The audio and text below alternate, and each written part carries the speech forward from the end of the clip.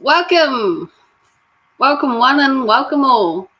Now you're going to ask me, and then you're going to ask me, why, Raven, did you use Queen's song, The Great Pretender? And I'm going to tell you, for one good reason. We are all on YouTube pretending to be people. Some people pretend on a daily basis.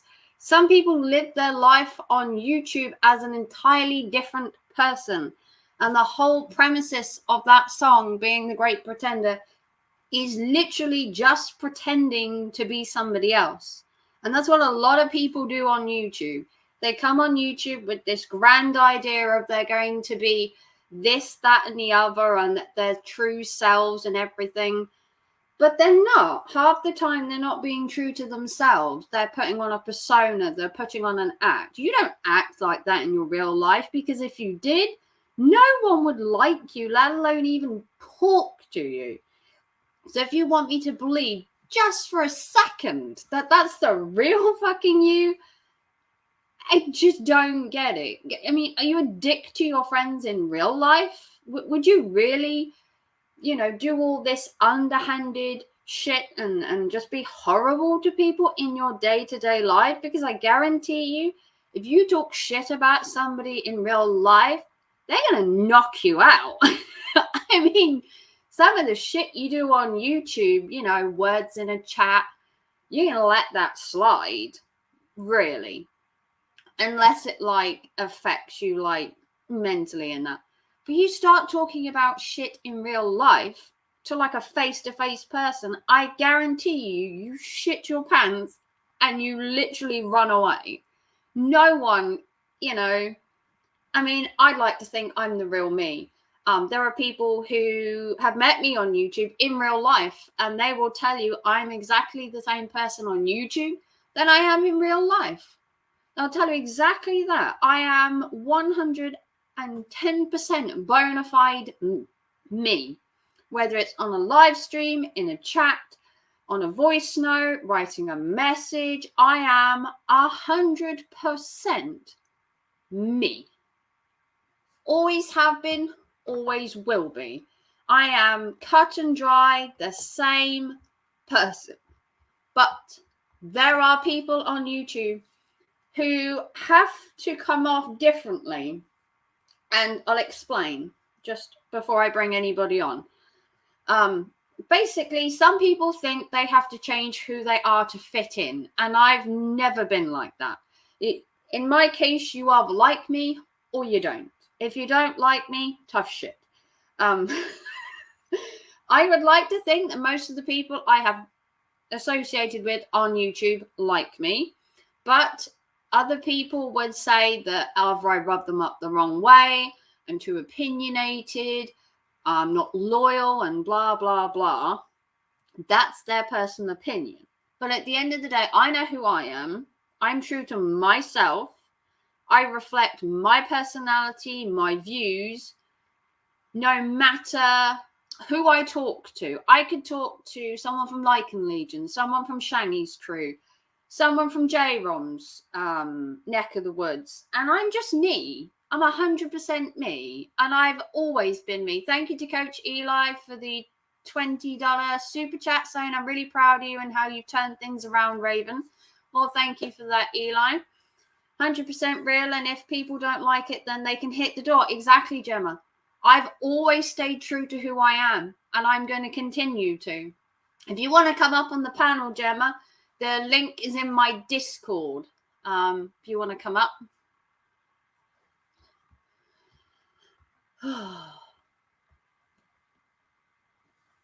You're welcome. Thank you, Eli. The link is in my Discord, Gemma, if you'd like to come on the panel, if you've got something to say, something to add to this topic.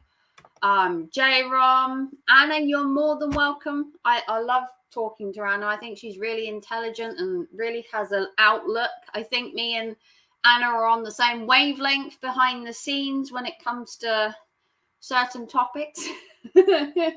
We see along the same lines, and it's not because we're women, it's because we are intellectually the same. We have the same thoughts and opinions, and it's not because we're women or emotional beings. not sticking that to you, Eli, but that sentence.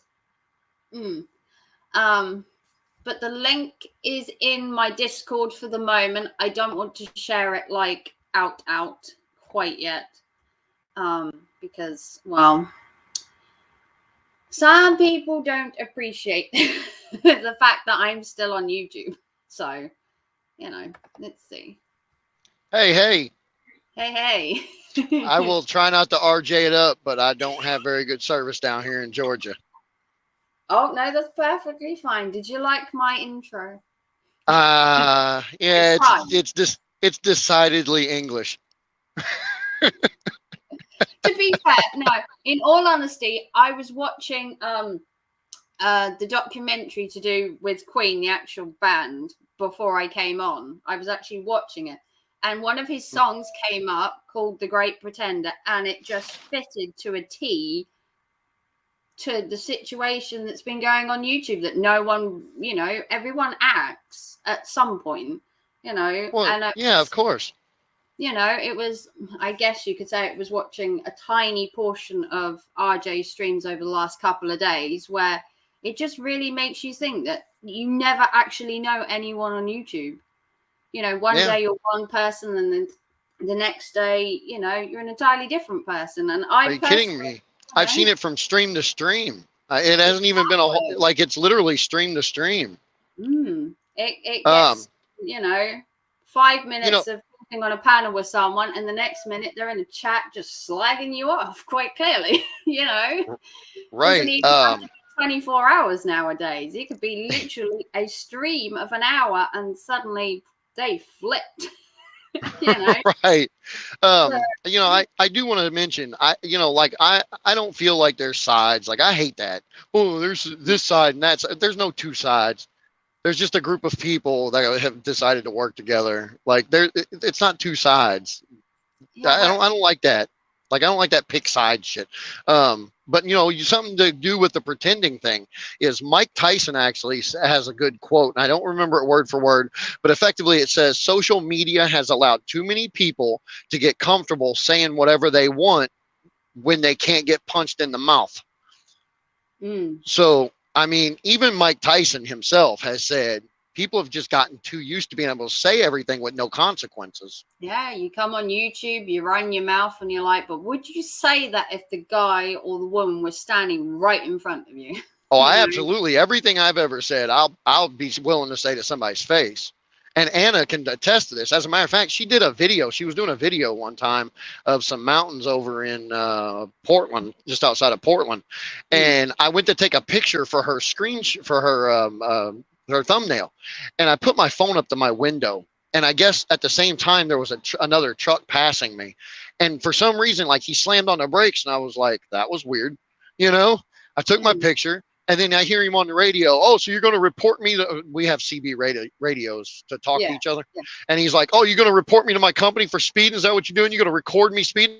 And I'm like, dude, I was literally taking a picture of the mountain. And well, I'm going to call your company and tell them you was doing. I'm like, I don't give a shit. I don't work for any company. I own my truck. There's a name on the door. You're literally going to call me. Like, if you call the company name on my door, you're going to call me. And he's like, well, I'm going to call blah, blah, blah. I'm like, I don't care. And I was like, dude, if you want to talk about this, there's a rest area coming up. We can pull in there and talk about it. Like, if I tell you I'll meet up with you, believe that. Because that's for real. Shit ever. Just excuse me. So I'd like to make a complaint about the guy in the truck. Oh, really? Right. Like, if you look up my company name, you're getting me. So.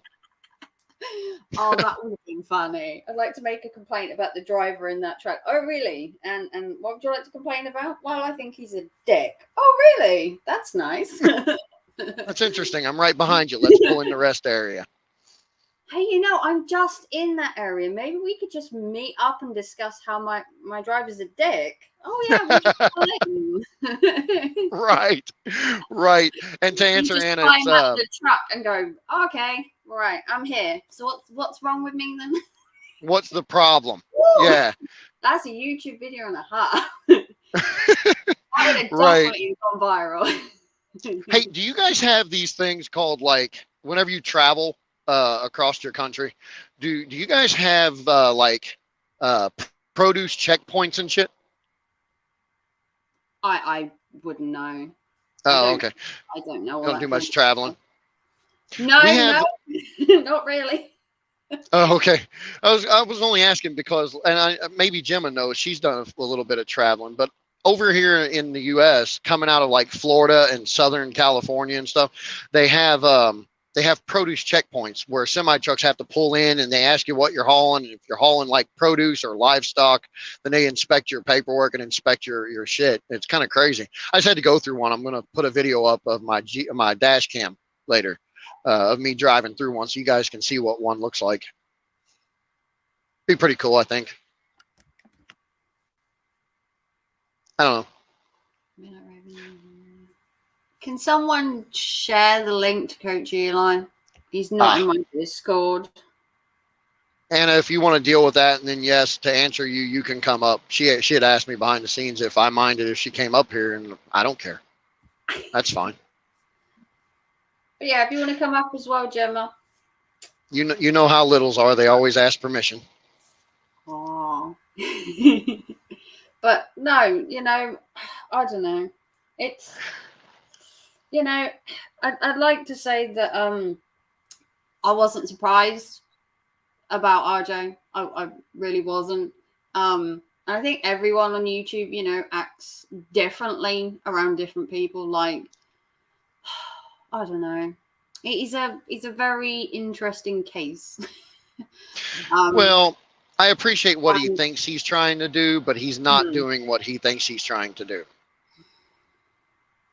So, he's got this like sort of an umbrella idea, as I call it, that we can all live under one big happy family roof and everything's sort of hunky dory, and and he just wants to be everybody's friend. And then just on YouTube, you'd like to think it was possible to have everybody like you and everything, but he was saying earlier that he didn't have sometimes a lot of people in his chats, and that he was talking to himself. But when you think of how many bridges he burns and the backwards and forwards with people grow tired of his act. well, I tried to explain it to him. Was it last night or the night before? I tried to explain it to him. Listen, he can be friends with whoever he wants. He can be friends with everybody. I don't care. As long as he's not, going at me, I don't, or anybody I like. I don't really give a shit. He doesn't even have to like everybody I like, but don't go at them. And don't let other people you're friends with go at us, and we won't go at them. I mean, you can have friends that don't get along and still maintain a friendship with both. And if he wants to be friends, that's cool. But I don't want to get along with Brutal Mafia. I don't want to get along with Brutally Lauren. I don't want to like these people. I don't want to be around them. I don't want any part of that. So if that's who you want to keep around, go for it, bro. I'm not telling you not to. I'm not going to be there. Yeah, he's trying to mediate. He was like, well, I'm sure everyone can work out their differences with Lauren, and I don't even want to try. Be, one big sort of happy family. We don't need to have all this beef. I don't understand why he believes he can just like snap his fingers and everything's like all forgiven. No one's just going to forgive Lauren, and no one's just going to forgive RJ. I know, especially Gemma has no plans to forgive RJ. He can beg as much as he likes, but you can't change what you said and done by just saying, oh, well, I'm sorry. It doesn't change the amount she went through, and, all the sleepless nights and the anxiety. And it doesn't just change what happened just because suddenly he wants to be everybody's friend. Well, and like I said, I don't hate RJ. I dislike the way he does things out here. I would like to think he doesn't really do that in real life, that is just a YouTube persona. I hope so. I don't think he's a bad person per se. I think he's got some misconceptions about YouTube, and in the process of growing, certain people have showed him that certain behaviors gain traction on YouTube, and they were right. They're absolutely right. Drama behavior creates traction on YouTube, and it's sad but that's the society we've devolved to. Hello, Eli. Hello, whoever the hell else is up here. Hey, It's me. hey everyone. It's your wifey. Oh, hello. Yeah, I'll wait my turn. I have some responses to make regarding what's been said, but I'll wait patiently. No, absolutely not. Not on Raven Stream. God damn it, you nut up and you butt right on in. Well, okay. You want me to go now? Go now. No. I'm trying to be as respectful as possible. Come on, you know my opinion on RJ. I have never shied away from the fact that I have an issue with him, and you've obviously tried to rectify that issue. And I honestly, I'm not exactly sure why you're trying, because it just seems that he just doesn't Big heart. No, he's got a big heart for RJ. RJ is, like I said, I think he's a good person. His behavior is not good, and Eli sees the good in people. Yeah. Let me try to explain this as best as possible. You know, at the beginning of the show, Raven, you mentioned that people are fake and phony out here on YouTube. There are a lot of fake and phony people out here, but there are also a lot of real people creating real content. And I think what has happened, and I'm going to try to explain this again as quickly as possible because it's a repeat, and maybe Anna can get into it because Anna's been around. I mean, I knew Anna, back in the days before she got with J-Rom, and we don't have to mention the other person, but I think what's happened here is all of this fake instigated store-bought paid for drama has really infested all of these channels. A lot of these channels outside of this drama, Raven, like I met you through the I Am a Creator community. Same with Gemma and same with RJ and same with other people that were just trying to grow their channels and collaborate and do positive streams and videos and all that. And, when they were coming at me and people started, when the other side was coming at me, the drama side, and, all the good people were coming to my channel, I was going to theirs. That's when that other guy on the other side started infesting all these channels. And all he's done is continuously done that. And a lot of people don't realize that this is what's made a lot of people behave this way. Now, I'm not trying to condone RJ's behavior and all that, but RJ, I was on a stream for a couple hours earlier, and I think I got to the bottom of it. And the bottom line is he's lonely. He doesn't like it when there's nobody there. And so when there's nobody there, he stirs up the pot to get people there for the attention. And I told him, I said, look, you're not going to grow your channel with the right audience as long as you continue to do that and let the other side do that to you. So it all boils down to that, in my opinion. I don't know. Is it cool if Anna shares her thoughts? I'd like to hear her thoughts too. Oh no, I completely agree. Like you were saying, I know one of the biggest liars on the YouTube space. I'm pretty sure. I don't know that there was much real about him when it came to the YouTube streets. When it comes to this whole other creator that we just had an incident with, I 100% knew that as soon as one of us wasn't available, that he wanted there, he was going to do the same thing, because I literally saw Lauren in his chat say, I had to take a day off on the weekend. I had shit to do, and you do this to me. So he told on himself right there. She wasn't available when he wanted her to be there, so his loyalty was done. And then he blocked her. And so what does it say, Anna? It says that basically these people, I wouldn't say deep within they're bad people. They've got a lot of unresolved issues, and they use YouTube as an outlet, and people step away to do, like, I took the entire day off yesterday, and you know what? I'm proud of all you folks, Raven and J-Rom and you, Anna. You folks didn't even, and I'm glad you kind of let me alone, because I was trying to get this damn computer and you mic all set up, which I finally did. But you folks knew that, hey, Eli needed a day to do this. We'll get with him tomorrow. Now that's normal human behavior. But these people, if you don't, if you don't come on their shows every day and devote your life to them each and every day, they think like there's an issue, and then they punish you for it. Sorry, Right. Anna, go ahead. Sorry, go ahead. No, you're fine. You basically covered it. Yeah, I- nailed that shit right on the head, bro. Right. There's really not much left to be said on that particular creator. And I know he does have Asperger's and whatnot, but Asperger's. there's Yeah, I'm sorry. Asperger's, right? I'm sorry. You couldn't help it. I know. I thought the same thing. Sorry. Asperger's, like the mafia says, right? Right. No, my nephew actually has Asperger's, but And my son's got autism. there's a level of you have to hold him accountable, and he's done this so many times over the last 4 or 5 years Yeah. that at some point in time he's going to have to be held accountable for these actions. Yeah, I think just because he's saying, well, I was lonely on YouTube, so I thought, I'd just, have a bashing stream on people. It's just not fair on the people he's bashing just because, maybe he was bored one day. And Well, then then he's is like, that "Oh, even true? You can't eat.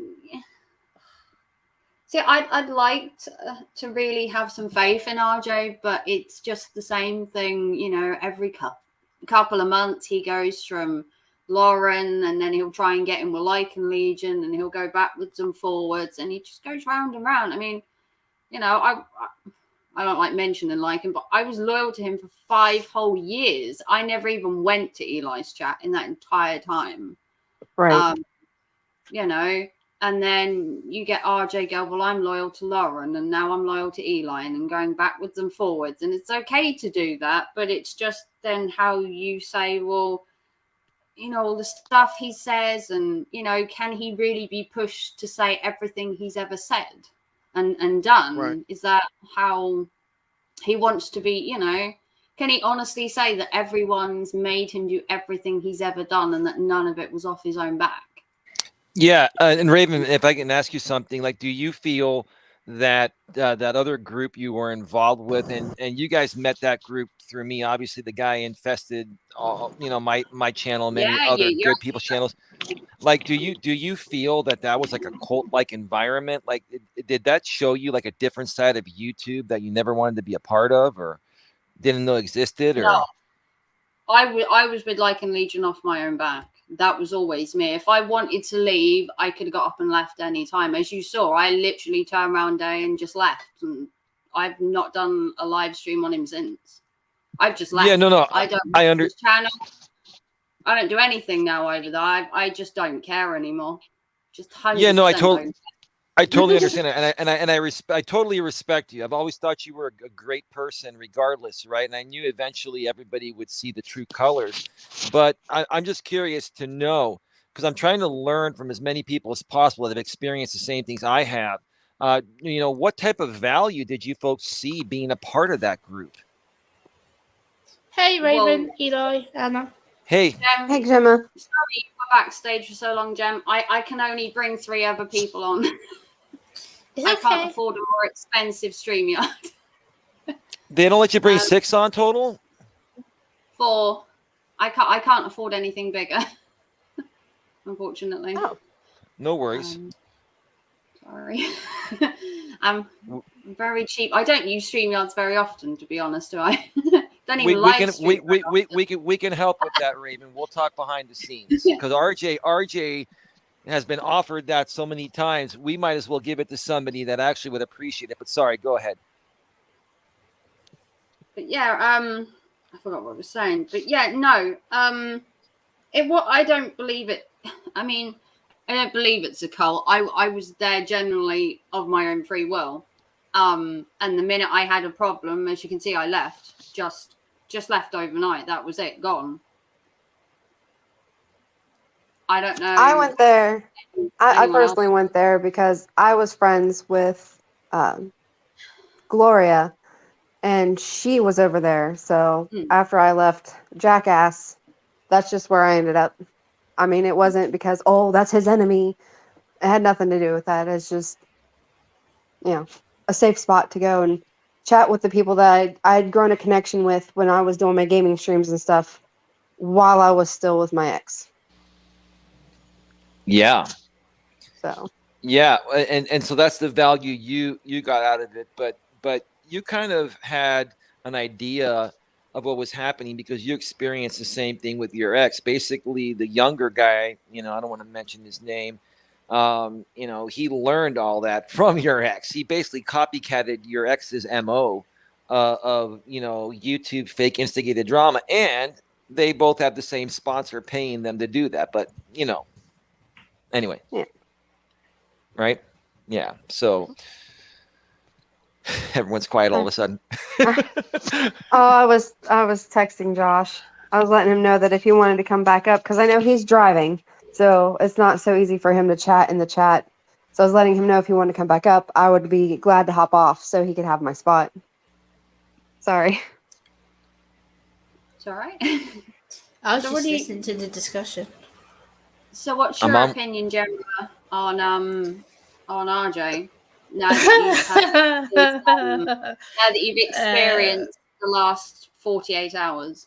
Yeah, so Eli, I'm going to be frank with you. I think, and totally honest with you, which you know I am. I've always been proper blunt with the way I say things. Mhm. I think you are being a total idiot when it comes to RJ. I think you are being too trusting, and I think he's played you for a complete fool. And I know that sounds harsh, but it's how I say things.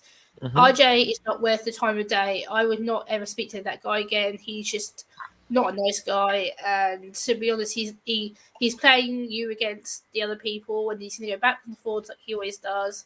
It's going to end up just being a shit show. Yeah. Do you mind if I respond to that, or? Yep, you're fine. Yeah. No, I understand where you're coming from, Gemma, and I understand why you feel that way. But for the way I handle things, how do I explain this the right way? One of the things that really turned things around for me about a year and a half ago when I started to really leave this drama, and yeah, every so often I talk about them, but I stopped getting triggered. And I think one of the most important things on YouTube is to not let people get to you emotionally and lose your emotional self-control. And what I did was I started to make it a point to deliberately go on panels of channels that I knew were going to severely attack me and show my emotional strength. And when I first did that, oh, Will, look at that. Thank you, Look at not that, so Will in the nerdy. chat. I know he's having a financially bad time like myself, so I really appreciate that, Will. That is awesome. That is awesome. Yeah, we're gonna get the fund going so we can fund Raven's StreamYard. We'll take care of that behind the scenes, Raven. But and I know you don't expect anything, and that's why we help people that don't expect things. But I think the thing with me is that I wanted to prove a point that I am emotionally strong, and I went on this panel with this guy that had like 22K subs. I think you remember him, Gemma and Raven. He was the rogue internet man, right? I went on there. I got ambushed by like 7 or 8 people, right? And all I kept saying for 2 hours was, "That's your opinion. That's your opinion," right? And then Yeah. he gets triggered and kicks me off his own show, right? Yeah. And then the other guy, that I don't want to mention his name, the former group puts out a video saying Rogue destroys Eli. Well, bro, how did Rogue destroy me when he kicked me off his own show? And he got triggered trying to trigger me, right? That was funny as hell, right? So, and then I've gone on some other panels to show emotional strength, but to also try to show some, compassion as well. Like when it comes to RJ, I think J-Rom nailed it. He's not a bad guy in real life. He's been caught up in this drama, and the bottom line is I think it stems back to his parents. He lost his parents, and he feels lonely at times, and he uses YouTube as an outlet. And when he doesn't have a lot of people on his stream, he feels lonely. And it's no excuse, Gemma. You're right. Listen, Gemma and Raven, you both are absolutely right about this whole thing. But I'm just sharing with you why I go there. And so when you have people in the chat that are coming at you, like Brutal Mafia, like what's her name, Lauren and stuff. And I can sit there and not let it get to me and just be respectful about it. It shows strength and it actually upsets them more. You see what I'm saying? Yeah. And it's a productive thing for me as a coach to go on there and say, hey, you know what? I am trying, even with the worst of the worst people, because they need help too. But I get at some point, you got to cut your losses and move on. But does that make sense, ladies? Yeah, that makes sense. I understand why you would do that for the, like you say, proving your emotions and stuff. I think, but again, that can potentially backfire, because if you're trying to be so emotionally strong on the stream, you're like, I'm not going to get triggered, I'm not going to react to it. There's only so much you can say you're not going to get triggered, and then all of a sudden you lose your emotions. Everyone does. I've done it. And there's only so many times you can be strong on the stream when people are coming at you. You can't be strong all the time. It's impossible. Well, let me share my response, and then I'd love to hear what Raven has to say, because she's already always direct like you, Gemma, as well. Yeah, I have learned. Here's the thing: these people came at me in every way possible. They put out everything about me. Some of it was true, some of it wasn't true, and there's really nothing more they can do to try and take things from me. All they've done is regurgitate stuff for years now to try to keep the fire going, right? And so, for me, like I don't get triggered anymore. Sure, well, like in some cases, does it get a little heated? Any discussion, even a real discussion, non-drama discussion, can get heated, right? Am I passionate? Yeah. Right? Yes, but honestly, I don't rage quit anymore. I don't attack these people anymore. I just respond to their questions, and if they're legitimate, if they're not legitimate, I say, hey, you're regurgitating the same stuff. I mean, come on, man. Isn't there something more we can talk about, more productive, right? And that just pisses them off more. I mean, that's my thought. What do you ladies think? Raven, what's your thoughts? I know you've got a lot to say on it. I mean, I'd love to give him the benefit of the doubt, and I'd honestly love to believe that Lauren and Brutal Mafia and that push RJ to do everything, he says and does. but I think at some point it comes to, 1 minute he wants to be friends with Gemma, and the next minute he's slagging her off, and then it's, oh, I'm so sorry, and it's meant to just be swept under the rug, and he can't understand why there's no one in his chat. You can only burn so many bridges on YouTube, and can only apologize so many times and expect people to keep giving you chances. And I think with doing it with Lauren backwards and forwards, he did it with Lycan backwards and forwards. He's tried everywhere, and he's burnt the same bridges over and over. And then when he's like, there's no one in my chat, this is exactly why.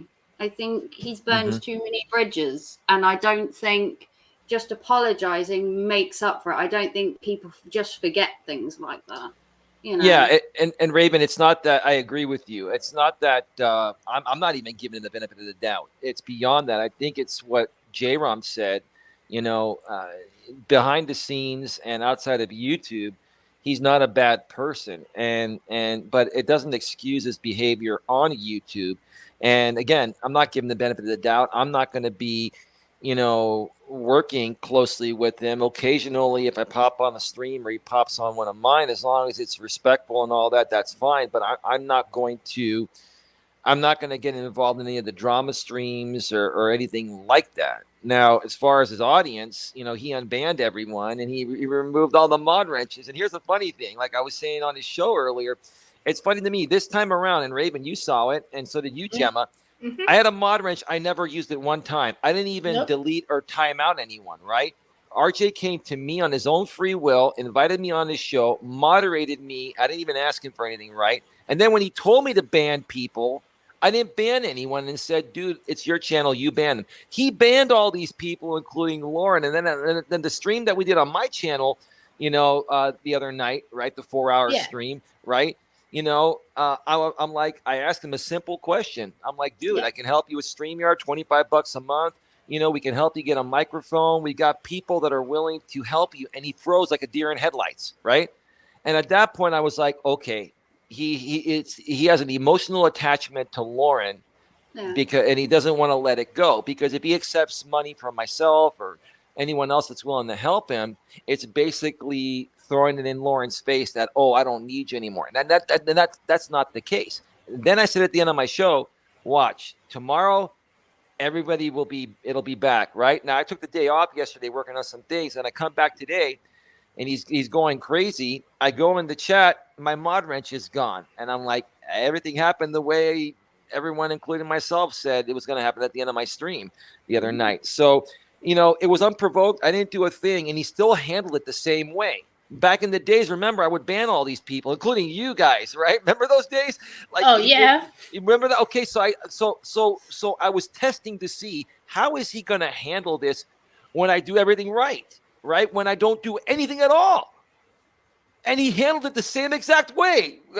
Go ahead, Raven. I know I saw your little smile there a second ago. Go ahead. I'm sorry. God, I was actually already banned from RJ's. It would be hard for you to actually ban me, because I was actually in RJ's chat for about 30 seconds before Brutal Mafia actually banned me. I was there literally under a minute, said hey to RJ, and Brutal banned me instantly. So you'd had a hard job banning me. I was already banned. I'd already beat you to it. I got banned in under a minute. That's impressive. Yeah, you guys know who he is. I don't want to. A lot of people found out who he really is, and I'm not going to put it out there. The bottom line is he's a very unhappy person, and he tries to come off, professional when he goes on panels every now and then, but it's all just a game for him. It's all just what do you call it? It's an outlet for him to just feel like he has some kind of relevancy or purpose. You know what I'm saying? Yeah, and RJ doesn't see that. Go ahead. Brutal can't come to mind. He's already banned. Oh, he's a blocked word on my channel. He's been blocked. Brutal's banned on at least, must be at least 6 accounts. So he was banned from day one coming in. Ladies, on Nightbot, if you add block words in Nightbot, you can also check the box, ban any username that's similar to it. So any future accounts that they come in, like, it won't even let it go through. I love Nightbot. Nightbot's my best friend. I'll tell you that. if you saw the trolls coming through my channel the other night, right, Raven and Gemma? I know, Yeah. Raven, you were sleeping, but now, if I didn't have Nightbot and those block words, it would have been 10 times worse. It wasn't really that bad like it used to be, right, Gemma? You remember how bad it used to be. Yeah, your channel used to be awful. Yeah. Awful. I love it. That's great, Gemma. That's a good point. Anna says, I love how he said he wanted everyone to get along and then allowed Brutal Mafia to bash Anna and J-Rom on his stream. Do you think RJ should have stepped in and stopped Brutal? Were you asking? Who were you asking? The panel. Oh, Raven, go ahead. RJ wanted everybody. Welcome back, Coach J-Rom. Be one big happy family, but then he allowed Brutal to basically slag off Anna and J-Rom. Should he have stepped in and said, no, we're trying to keep the peace here, instead of just letting Brutal run his mouth? Yes. And here's the thing, and I'm sure, J-Rom, you've got a lot to say about this, and I'm ready to hear it. But real quick, so I can get one word in real quick here. Here's the thing. RJ's loyalty is to Lauren. They have a friendship offline. And the problem is that Lauren is loyal to Brutal Mafia and all these people. And so that's where the problem lies. And that's why RJ doesn't ban or lets, Brutal Mafia and those people do everything, because if he gets rid of them and just keeps Lauren, that's going to upset Lauren. And he's not understanding that. That's my opinion. I don't know. J-Rom, your thoughts? It's funny. You would think I might have a lot to say on this. I really don't. As a channel owner, as a channel host, I do believe you have a responsibility to keep your panel in check. Not to let it go off the rails or get out of control. So yes, I do believe RJ should have stepped in, because it was his panel and he was promoting peace, love, and happiness, and yet allowed that on his channel. If this was a come up and bash whoever you want stream, like I've put on a couple times in the past, then no, then I wouldn't care that what happened. As far as what Brutal said, I don't give a shit. At the end of the day, when you're man checked and you don't want to meet up, you don't want to show up, you don't want to do nothing for real, then as far as I'm concerned, you're just a keyboard warrior, and you're just a piece of shit talking shit on the internet. You're not worth my time. So his opinion of me doesn't matter, because at the end of the day, I'm man enough to say, Brutal, let's meet up and let's deal with this face to face, and he won't meet. So, I mean, he's just a boy on the internet talking shit. I don't care. I'd meet with him too, bro. I would meet you and him together. I mean, seriously, you know, I'm not trying to stir up the pot or anything. I'm just. I hope you're on his side, because he's going to need all the help he can get. Oh no, I'm definitely not on his side, bro. I can sit there and spectate, because I know you'd want to take all the licks. But here's the thing, it's like if you're going to come at us and make up all this stuff, and even if some of it is true, right? It's like, dude, it's the same thing over and over and over and over again, man. And if you're going to do it, being nameless and faceless, you know, that just shows how much more pathetic people like him are. You know, if he showed his face. Here's the thing: I'm not fond of the other guy that we're not talking about from the former group everyone used to be a part of, right? But at least he shows his face and everyone knows his name. This guy has no name or face. Well, I mean, he has a name, but it's just not public. Yeah, I mean, right. I know it, you know it. Yep. So, I mean, and I didn't learn that information from you. I actually learned that information from GLM. So, and only because she did a video about it. Mm-hmm. So, I mean, I didn't even like talk to her behind the scenes and get it. She did a public video about it. Oh yeah. So, I mean, well, he's calmed down, bro. I'm not saying it to give him any credit, but he's not as bad as he used to be, but he's still bad enough. Well, from what I'm hearing, he got ostracized pretty good for his little comment on RJ's panel the other day. Oh, from Lauren? From a few people. The Aspergers? Yes. That was horrible. Yes. You know, RJ on his panel real quick was saying, I didn't hear that. I wanted to say bullshit, but he goes, I just heard like burgers. And I'm like, well, maybe your audio cut out, but no. It went through loud and clear. He heard it. He just ignored it. No, exactly. Just like he tried to tell JT. I didn't hear him say anything bad about J. Rom and Anna. Well, how the hell did you miss that? I mean, it was like a full-on 3-minute clip of him dogging JT and myself and Anna, and then making that little comment he made. It was a full 3-minute clip. How did you miss that? Right. Was you not on the panel, RJ? Did you kick yourself off, buddy? Because I saw you up there. So, and I don't want to hear his audio bullshit. His microphone's messed up. His headphones work just fine. So, yeah, I it's funny. I don't give a shit what Brutal thinks about me. He's not man. Yeah, no. Well, what's funny about RJ's audio? It only happens when he's on that StreamYard, because I've talked with him on Facebook Messenger, and his audio is perfect. I think, and it's weird, he has this version of StreamYard that shows an OBS logo on there.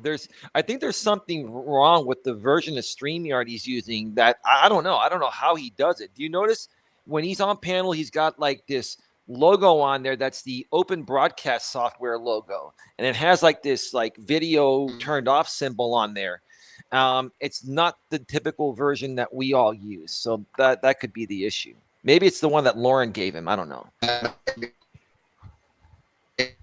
I just think it's ridiculous how he claims he didn't hear the comment about autism. He clearly heard it. I listened to it, and I'm just like, how could you sit there and let people with autism be mocked on your own panel? Like, you have autism yourself. I have autism, and you're just going to sit there and say you didn't hear it. It's a load of crock of shit. Yeah. I think Jerome lost the signal. He'll probably be back soon. So, yeah, no, everybody heard it, Gemma. And, he heard it too. I think what he's trying to do is not upset Lauren, because they have I'm sure Lauren talks with RJ as friends behind the scenes with no drama. And, it probably helps comfort his loneliness. I'm not trying to justify his behavior, I'm not trying to even stand up for him. I'm just trying to make sense of, why he's doing what he's doing. He's getting something from Lauren that's making him feel better when he's lonely.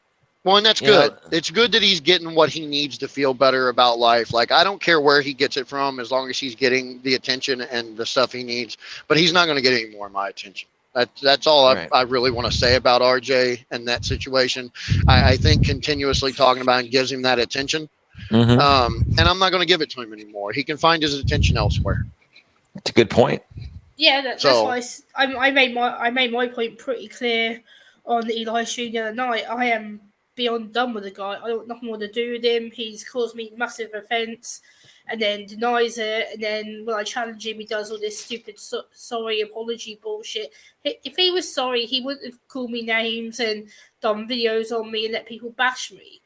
Like, he wouldn't have allowed people like Brutal or any of them sick bastards to be nasty to me. If he really supported autism, he wouldn't let them bully me, but he did. He did it repeatedly.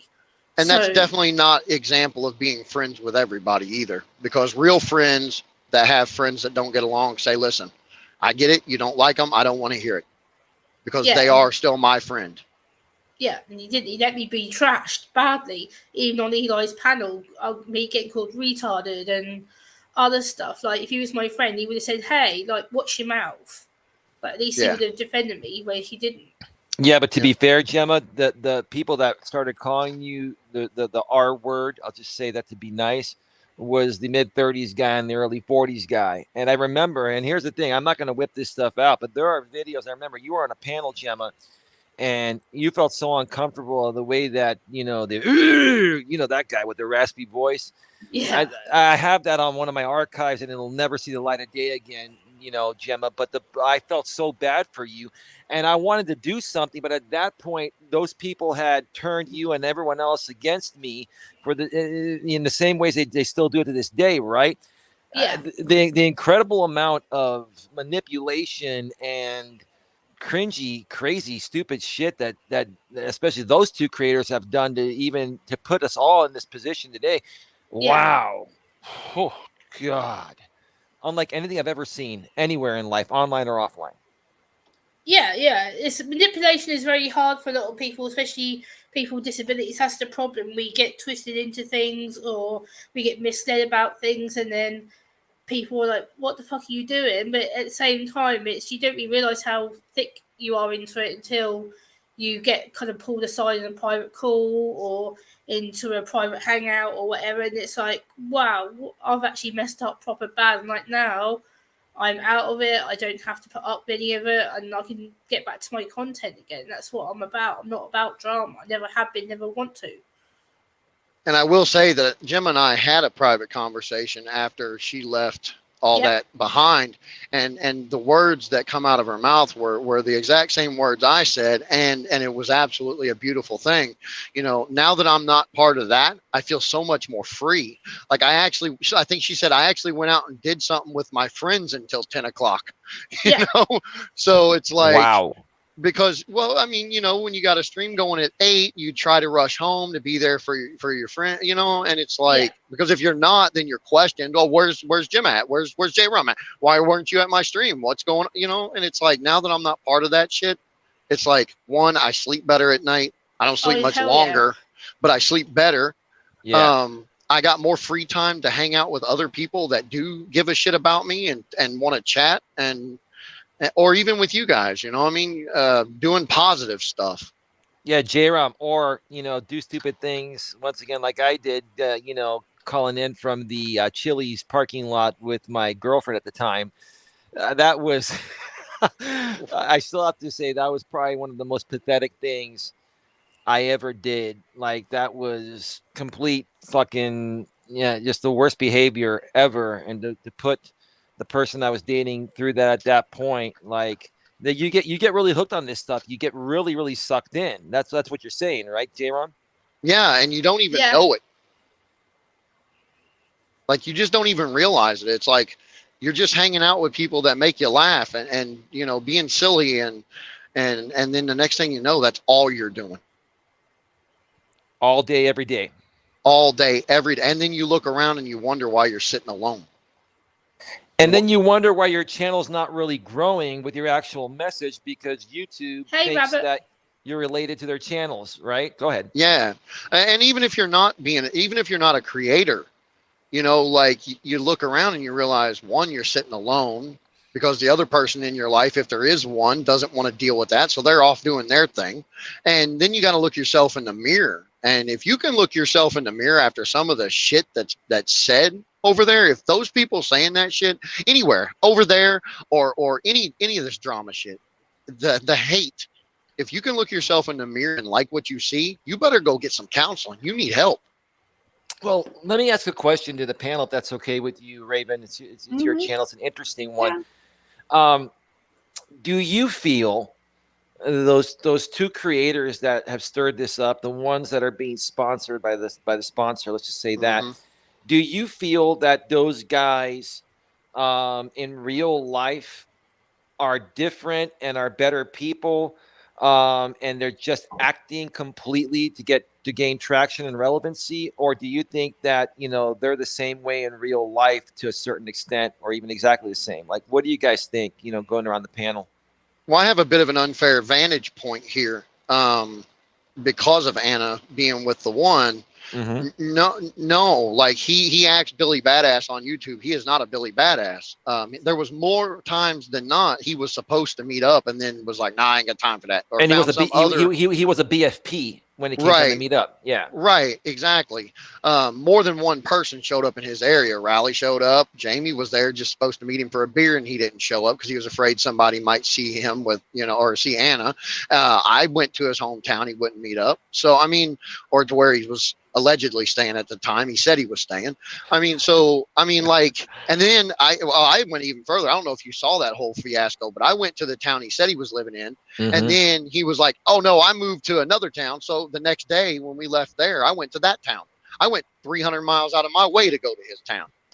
Yeah. And J-Rom, the funny thing is, before the rest of the people say what they need to say, the funny thing is, during the time when I was working with someone else, we were trying to find him. Him and Anna were like touring around everywhere. And then they would put it on YouTube, and they were getting paid to do that. I didn't even know they were getting paid at that time yet, right? But this dude literally made a spectacle out of it, and basically, you know, made it like, you know, where in the world is Carmen Sandiego? Where in the world is, you know, his name? I don't want to say it, right? Yeah. Oh God, how pathetic. But and then as far as the other guy that you are alluding to,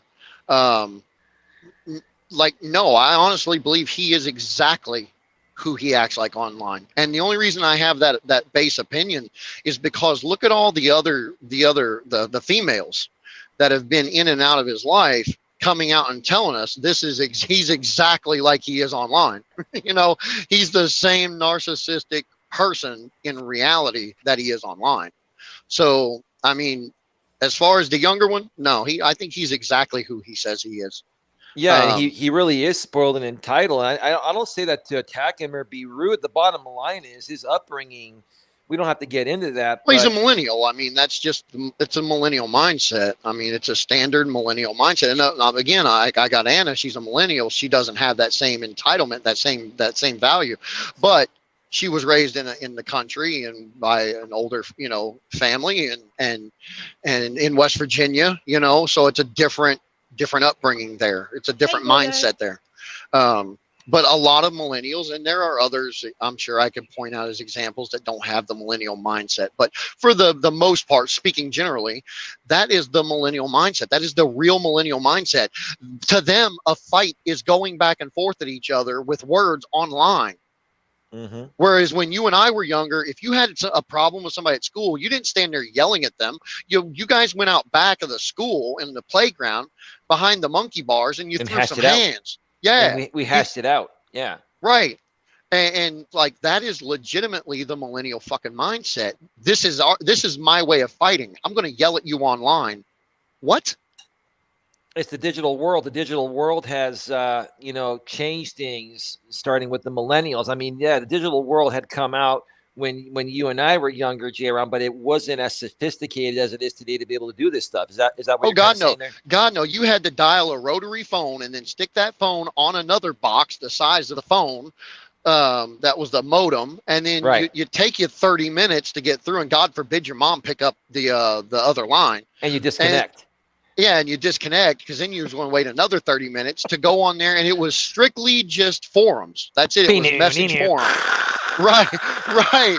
And then, hey, I remember the first modem I had where you could actually plug the and it auto dialed. I'm like, holy shit, this is awesome. Mhm. You mean I don't have to dial the phone and lay the receiver here and have a 50-foot phone cord to reach my modem in my bedroom? What? Yeah, like the It was like great. the AOL days And- when you would dial in to AOL and it was $9.95. It was 5 hours for $9.95, and then it was like an extra like $2 or $3 an hour or something. Man, it was just wow. I remember those days, Yeah. man. And then web TV came out. Portable internet. You could take that web TV box and your keyboard and go to your friend's house and plug it into his phone line. I mean, they didn't make it easy for us back then. You know, you had to go to the library and use encyclopedias, and kids these days are just spoiled as shit. They don't even know it. And you're right. It's not an insult to us. They really are fucking spoiled with all the digital technology available.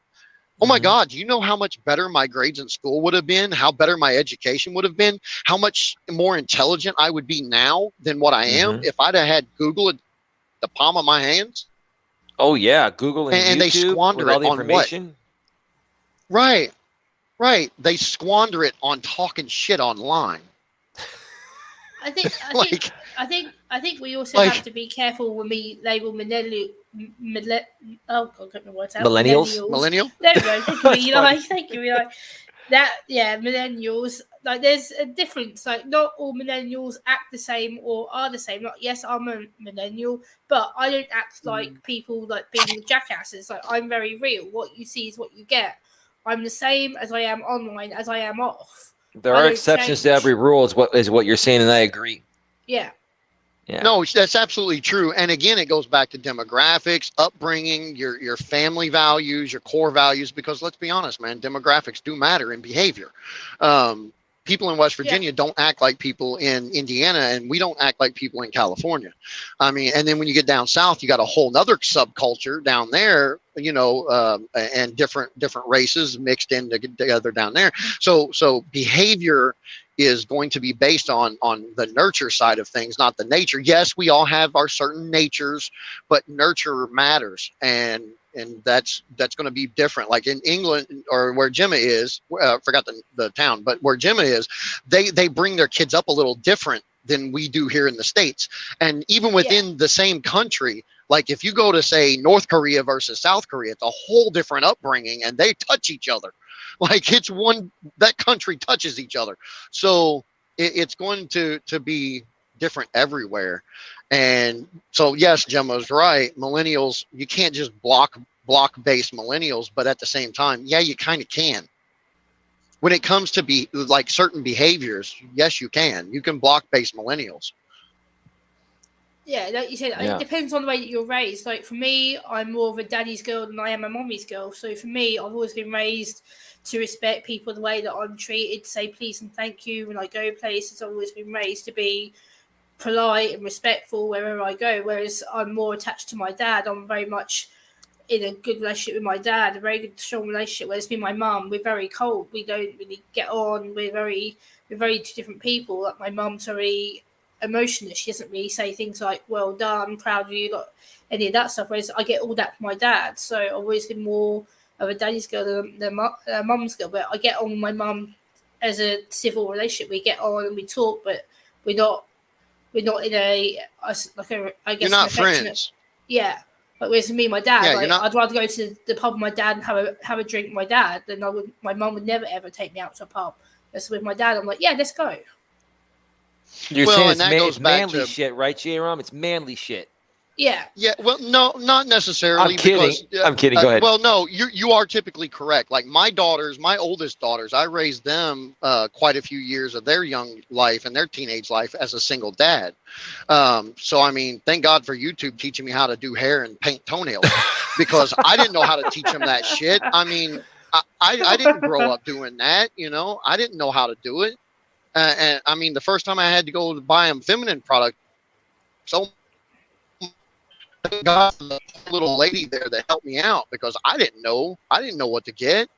But you know, like they are very manly. My daughters are very tomboyish. Like my oldest daughter will punch you in the face and not even think twice about it. If you mouth off to her, and I don't care if you're a man, woman, or child, she's going to hit you in your mouth. But at the same time, they can paint hair or paint nails and do hair. So in my case, my daughters were raised a little different than Gemma. Gemma had a very loving, nurturing, caring father that didn't mind doing some of the more girly stuff, whereas I didn't like doing that shit. I taught them how to break down my fucking gun and clean it. Like my girls can knock 1911 and clean it and put it back together, function test it, take it to the gun. So matter, guys. Girls are dead. Oh, Josh, you're A losing common your thing. audio That's a kind of bit. a nature thing. I don't know why. Oh, sorry, guys. Let's see if I can. Am I back yet? Yeah, Yes. you're back. Yeah. I'll tell you, I'm a bit of a tomboy, and I like to wear like hoodies and leggings and stuff. I'm not the typical girly girl. I don't wear dresses much or like the typical girly stuff. I never have been. And people are like, you should act more feminine. You're female. I'm like, I don't give a shit. I wear what I'm comfortable with. You don't like it, tough. Don't care. I wear what I want. So I don't get told what to do. Hell no. Yeah, and here's the thing, Gemma. I respect that. I've said this before, and I'll say it again. I actually, every woman I've dated, including the woman I'm with, has been like a tomboy. Now, I always have to go into a little bit more detail because some women take offense to being told that, and it's actually the biggest compliment because tomboy women are very beautiful, also physically, but they're not afraid to get their hands dirty and help their man out or help themselves out, right? In this, especially in this modern world of equal rights and all that stuff, and I respect that, and I honestly think that tomboy women that don't wear as much makeup or any makeup at all are more physically beautiful to me than women that overly doll themselves up. Does that make sense, ladies? Do you understand what I'm saying by that, or? Yeah. Raven? Yeah. Yeah, I'm here. I don't wear makeup. It's a personal choice. I can't stand it. I'm like, why be fake? Why do you need to put fake shit on your face to make yourself feel good? I just don't see the point. No, I don't wear makeup either.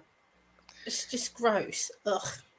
Yeah, I try to tell my lady that she looks good with or without makeup. She likes to wear makeup every now and then, like when we go, somewhere nice. But I tell her, I say, look, it doesn't matter to me. I'm happy with you regardless. For some people, it just makes them feel better. It's something to do.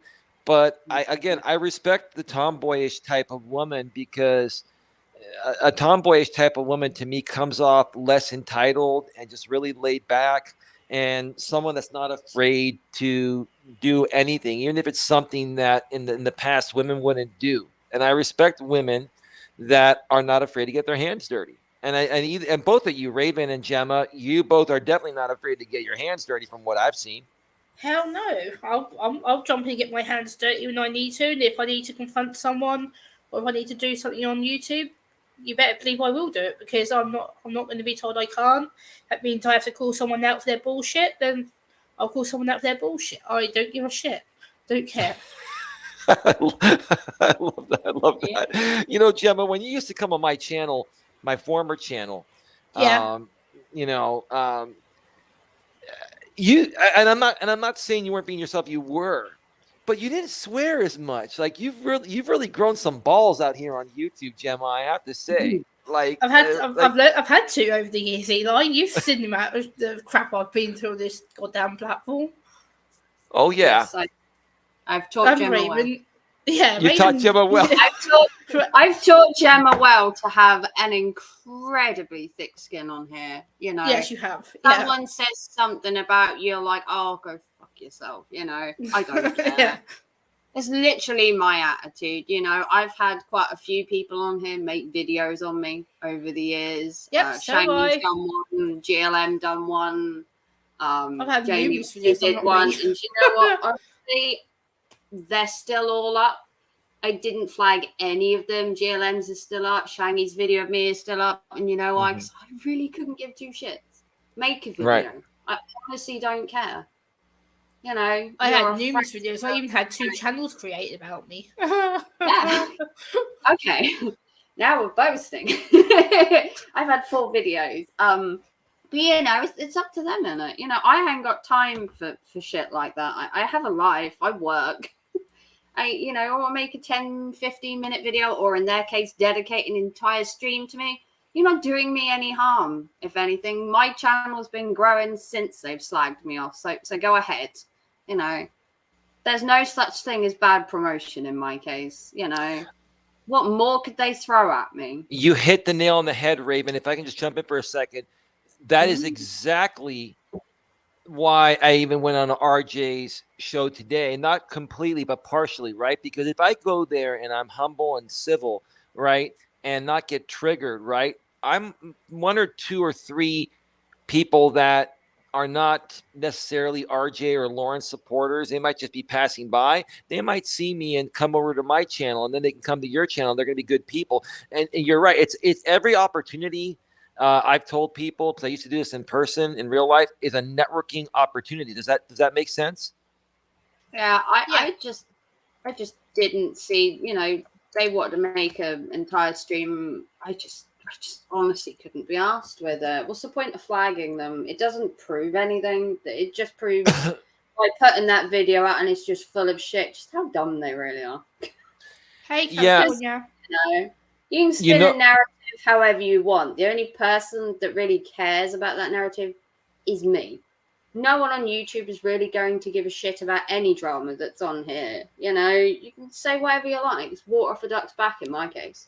It really makes is. sense, Raven, and it makes sense. And I'm going to do a show on this later today after you're done, a walking show. And my title is "What You Put Out is a Direct Reflection of How You See Yourself." And like I've always said, the only opinion of yourself that really matters, Raven and Gemma, is your own. And if people can learn to understand that deep within and not get emotionally triggered, then it'll change your life. None of what anyone says will affect you, and you'll just kind of laugh at it, right? And I'm proud of both of you. Respectfully, I say this, the women you are, I'm proud of how you two handle it. I know Raven was already strong before she came on here on YouTube, and Gemma, you become stronger, and a lot of that has to do with Raven. I see, and I respect that. But it makes me proud to see you ladies be that strong emotionally, yet still be a feminine woman and be able to understand that. Raven, like getting to know you lately has really shown a lot of who you really are and how thick skin you really have to deal with this stuff. When I first met you, Raven, and all these people, I had no clue on what to expect as a full-time YouTube content creator. I've been on YouTube since it came out, but more as a spectator, or I did some videos from my former networking organization that were never to be a real YouTuber. But I had to really learn and understand the ropes out here, and now I completely understand it. What a difference 5 years makes, huh? I've had a thick skin since the day I came on YouTube. I had a really rough upbringing, really rough. I don't talk to either of my parents. I've literally fended for myself since I was like 15. So I built a thick skin literally from being a child, and coming on here, you know, I've had such a rough upbringing. There's nothing anyone can really say on here that really bared any tiny, you know, I didn't care. I just don't. I have that kind of attitude, and luckily that's rubbed off on Gemma, and it's made her life so much better on here. You know, someone makes a bad video about her, it's like water off a duck's back. She's like, "We'll make the fucking video." Yeah, I don't You care. know? Like, go ahead. It doesn't bother me. You know? I've learned a lot from like the late creators lunch, Jeff, he taught me a hell of a lot on this platform. He was like, Gemma, by the end of the day, it's bullshit. He goes, do they really care about you? No. Are they gonna affect your real life? No. He goes, yes, they may affect your online life. He goes, but it's separate. And he goes, look at all the bad stuff that happened to me. And I'm like, damn, he had so much more rubbish to deal with than me. But yeah, I got so upset about it, knowing that he went through worse stuff like having CPS called on him or whatever else. It's like, why the hell they waste time doing that on someone who just wanted to do trivia and good messages? Yes, I know he took the pick out of Eli and used to call it, used to do a stream called Cuck School and whatever else he used to do. But that was fun. That was funny. That was like cartoon fun. But You know what's funny, Gemma? Real quick, if I can jump in here for a second, and I'm not trying to be critical or anything, but like I said, I'm going to be doing a stream. It's what do you call it? What you put out as a direct reflection of how you see yourself, right? So in essence, you have this one guy. Again, we're not mentioning his name. The younger guy. He calls me Cuck Eli, right? Okay, and I'm the furthest thing from that. I don't let it get to me anymore. I used to before I really understood what was going on, right? But think about it this way. Why is he saying that? It's a direct reflection of how he sees himself. And I'm not going to get too far into it, but you guys know the story about his parents and having a third party in the household while he was growing up. He literally witnessed his parents doing what he calls me, right? I'm only sharing that to show that what you put out is a direct reflection of how you see yourself. Does that make sense? Yeah, absolutely. Okay. And when you learn that, it changes your life. When you learn that when people come at you, and Raven has known this from a young age, because, Raven, I didn't want to assume anything. I assumed you probably experienced some things, and I'm really, I'm really impressed that you are able to come out here and share that. It's not the easiest thing to do, but it's grown your strength. And you've understood this stuff all along. And now if we can just get everyone else to understand this, that's part of what I do. If you can understand that when people come at you and say things to you, no matter what, especially if it's bad, it is exactly how they see themselves. Don't let it get to you. But go ahead. Don't let it get to you. Yeah, I have to say, the day I left the guy that won't be named, I did one video and just left. I disappeared. That was it. And then all these videos were popping up everywhere. And I didn't respond to any of them. I didn't even respond to Jamie himself. He came into my chat and started talking about the situation when we were talking about an entirely different stream. He integrated himself and had to make it, all about himself. Is kind of like, well, why aren't you talking about me? Well, I don't care anymore. And then Shiny made one, and then GLM made one, and I didn't respond to any of them. I just made one video, stated my point, and just moved the fuck on. Like a normal adult. I'm not going to go backwards and forwards with them and go, pleading with them to go back to Lycan Legion and all this crap. I just don't. Just no. Respect. I made a video. I said my piece. I left. Yep, you did. Just like that. And then when all these videos were coming out and everyone kind of expected, a response and to go backwards and forwards, I just don't have time for that shit. I just don't see the point in it. I don't get nothing from it because I didn't intend to go back. I made my mind quite clear. If I didn't have a clear, conscience of leaving, I wouldn't have said all that stuff in the first place. I knew what I was letting myself in for that night when J-Rom said, don't do it. He literally said, don't do the stream, and I did it. I knew what I wanted. I said it. I left. I already had it in my mind to leave. I'd been wanting to leave for a while. But the problem with leaving is then all the repercussions. That's why I said about ghosting on YouTube for a while and letting it all calm down. And I didn't. I actually did a stream a couple of nights later. Yeah. And he tried to make it about himself by popping in the chat and carrying it on, and I'm like, no, I'm not interested. I don't care. I pretty much left after you left. Pretty much. It was like, what are you doing in my chat? I don't care. He's actually banned now because I just don't need it. He's banned entirely on all his channels. I just didn't want the backwards and forwards. I just don't care. just don't care enough to fight to be in that group. There's no point. Yeah, and the great thing, Gemma and Raven, is that you ladies and many other people have finally realized what I realized years ago. And I apologize to you folks here on the panel and anyone else. You know, when I was trying to get you to understand this years ago, I should have more so realized that you need to experience it for yourself. And then, okay, now it's interesting what happens. Years later, people are like, even J-Ram was saying, oh, I hate to fucking admit it, but oh man, Eli was right about this. It's like, dude, and it's not even about me being right. It's about, just, protecting the good people from the not so good people. Or in this case, all this boiled down to was a couple of creators that are getting paid to create fake instigated drama that it's not even real. Yeah, they come at you in real ways, but they do it. They don't do it because they really want to do it for the most part. They do it because that's their job. And even the older guy, Gemma, that guy, right? Even he's like, he used to come out and say, "This is my job, my job." Yeah. Sorry, was that a good impression or what? You tell me. Yeah. It's my job, cook. I'm sorry. I gotta keep it. Someone's gonna clip that, and we're just gonna ignore it. It's all right. Let's give him something to talk about. Oh, that's funny. It's true. You're laughing because it's true, Gemma. Well, yeah. He's probably watching right now and getting all triggered, right? It's just the way you done it. You had the actual accent and everything down. I'm like, I was like, damn. That's quite I lived this, Gemma. Gemma, you were there, and so was Raymond. Yeah. You all saw me living this. I saw you ladies living this stuff, right? Yeah. And the point of the matter is, I hate to admit it, he was right. It's his job.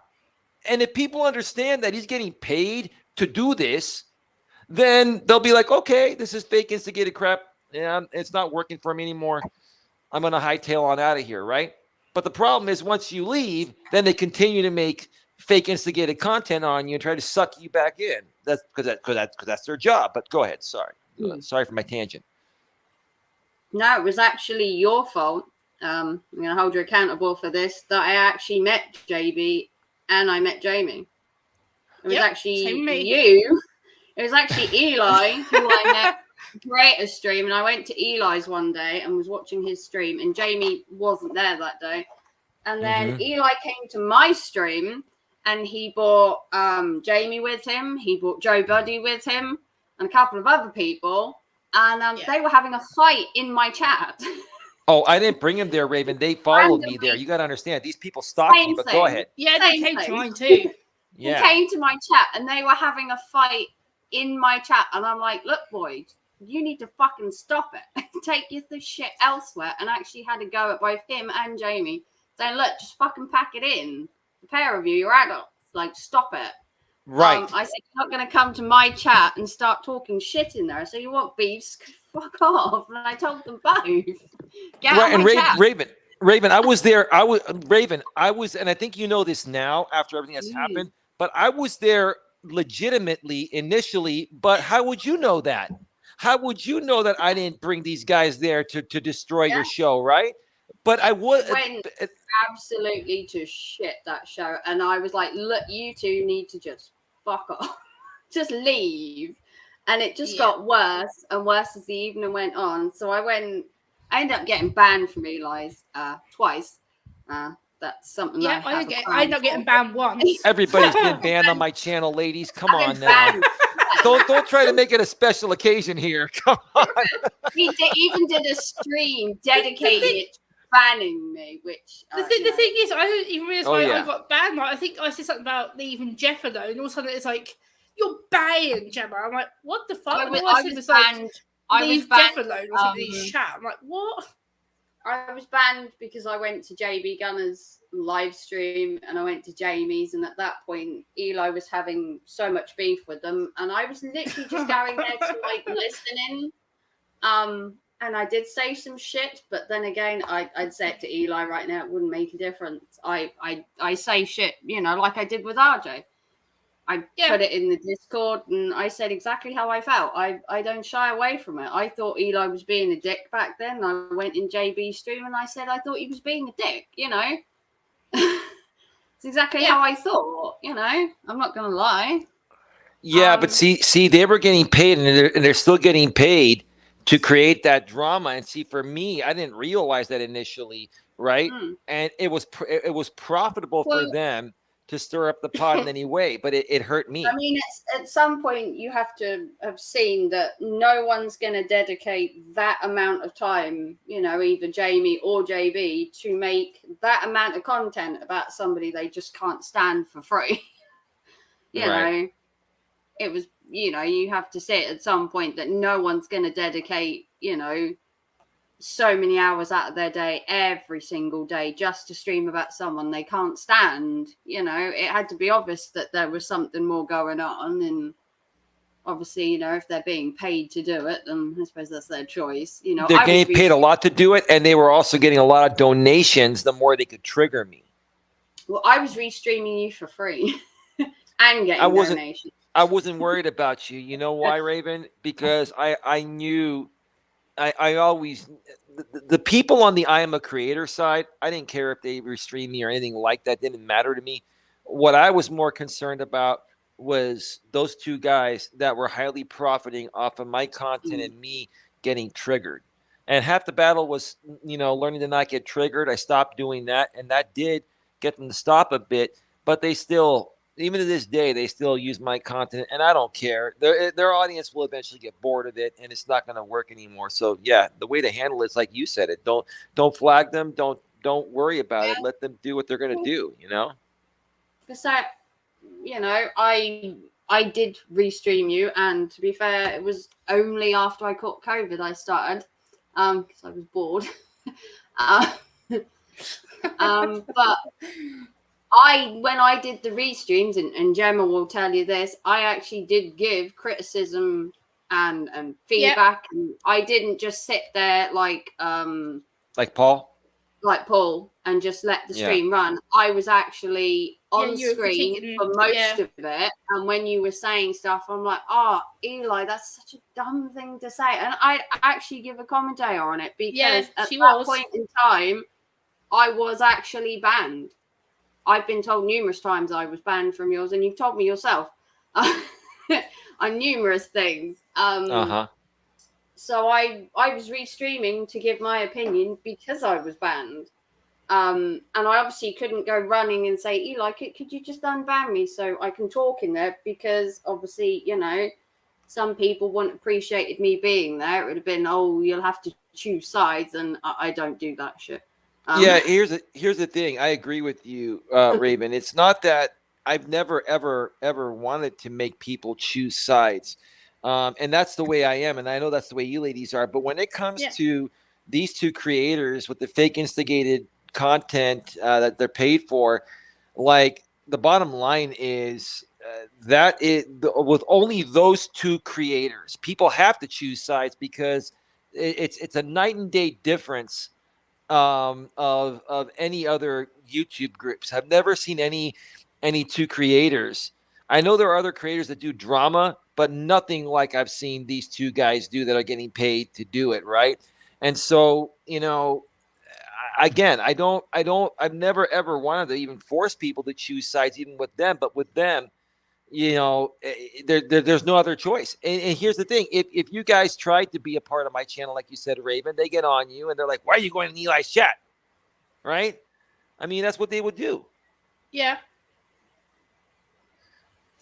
They're the ones that forced everybody to choose sides, and then they try to make it appear like I was the one doing it, so that way you can stay mad at me and then stay with them. But I think everyone has figured out their manipulative tactics at this point. At least most people have. And that's why, you guys left on your own free will. At that point, I was like, okay, J-Ron wanted to talk. And then he's like, what about Raven? Yeah, we're going to ban Raven. No problem. Never had a problem with her. It's just that, anyone involved with that other side, is a leak back to them, whether I like them or not. You know what I'm saying? That's where the Yeah. issue was for me, right? See, that's where I sort of like, if I never choose sides, I used to go and sit in JB's chat and I talk in there. I go back to Jamie's and I go for each of them. I cast myself as neutral the entire time. I didn't want to pick sides, and I made that quite clear that I have never chosen a side. If I had been unbanned in yours, I'd have spoken in yours. I'd go to JB's. I go to Shangy's. I go wherever I want. Correct. I'm not being pigeonholed and general all the time to this. I've never pigeoned my whole self in a box. I've always said that when I was caught, in JB's chat by liking all that time ago, it was like, what are you doing in there? So because I'll do whatever I fucking want. Right. Oh, you don't want me in there. Oh, that's too bad because I'm still going to chat in there, like it or not. Right. Yeah, I haven't been back there since. I got told off for being in numerous chats. Yeah, there are spies everywhere on YouTube. You can't go in one person's stream without it getting back to somebody else. The minute there's a live stream up, everyone flocks there and it's like, oh, such and such is on the panel. Oh, such and such is in the chat. And you were ratted out. That's how I was found in JB's. Someone went and snitched and was like, oh, Raven's in there talking shit. It's like, yeah, I am actually. And the problem is... Raven, you've heard that song, I Always Feel Like Somebody's Watching Me by Rockwell and Michael Jackson, the late Michael Jackson. And I have no privacy. Yeah, that's YouTube when you go on these streams. No privacy. The problem is they have to realize that I actually didn't care. You can snitch as much as I didn't care. I was in JB's chat talking away. I didn't care.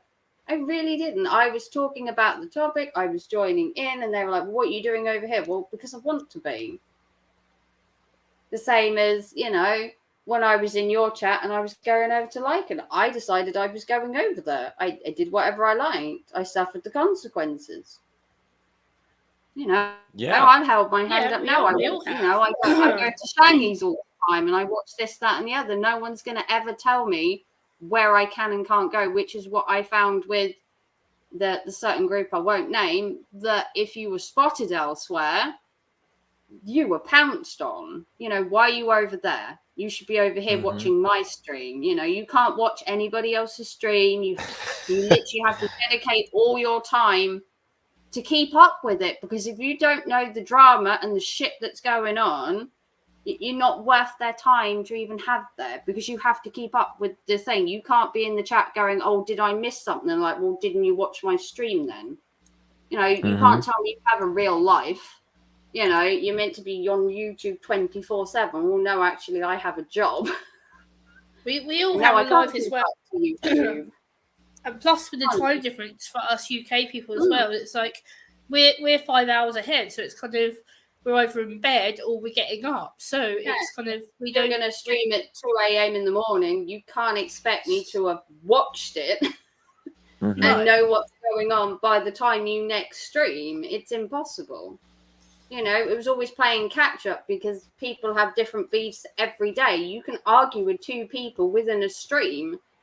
And by the next morning you've changed your mind, you're re-arguing about a different topic, or you've started on a different person. It's too much. You just can't keep up with it all. And if you're not in the loop, then, you're not part of the in-crew because you can't keep up with it. So, it's why drama becomes boring, because it's just a different fight every other day with a different person, and it's literally the same scenario. It goes round and round. Pick a different person, have a go at them, and then change to somebody else the next day. If they don't do a retaliation video on it, you just move on. But Raven and Jem, I want to ask you both this. Yeah. I've got another 15, 20 minutes and then I got to get going, but we have a little more time. Here's the thing. Have you both started to realize that it's because of the fact that it's their job that they have to continuously try to keep as many beefs going intentionally? Does that make sense, or am I just way off here? I mean, I'm just I really want to get your thoughts on this, both of you. I think he just likes having YouTube as a stage. I think he would continue it even if they didn't pay him. I really think he enjoys it. I think he just enjoys the drama. I think he enjoys the drama. It's no different to RJ. RJ will start drama for free. And he Even does. No one in a box. He could have no one in the box, and he'll start drama. That's like Just earlier. hoping to get an audience. RJ said about me being apparently controlling, that I was trying to control like his chat sometimes, and that I would try and tell him what to do. I'm not a controlling person at all. Like, I'm not. I'm far from a controlling person. I'm very relaxed, laid back. Yes, I might be a bit bossy, but that's my personality. I like to be bossy to people if I have to. That's just who I am. But I'm not. You're a modern, strong, independent woman, Gemma. I'm proud of you. Hell yeah. 9 years living my own. 9 years of living my own doing the adult bullshit. Yeah. Damn straight. We went quiet all of a sudden. Once we start talking about the feminism stuff, it gets all quiet. It's all good. I'm just kidding. I'm just joking. But yeah. You're silly, Eli. You have to be, Gemma. You can't take everything serious in this world nowadays, or else you're not going to enjoy life. Yeah.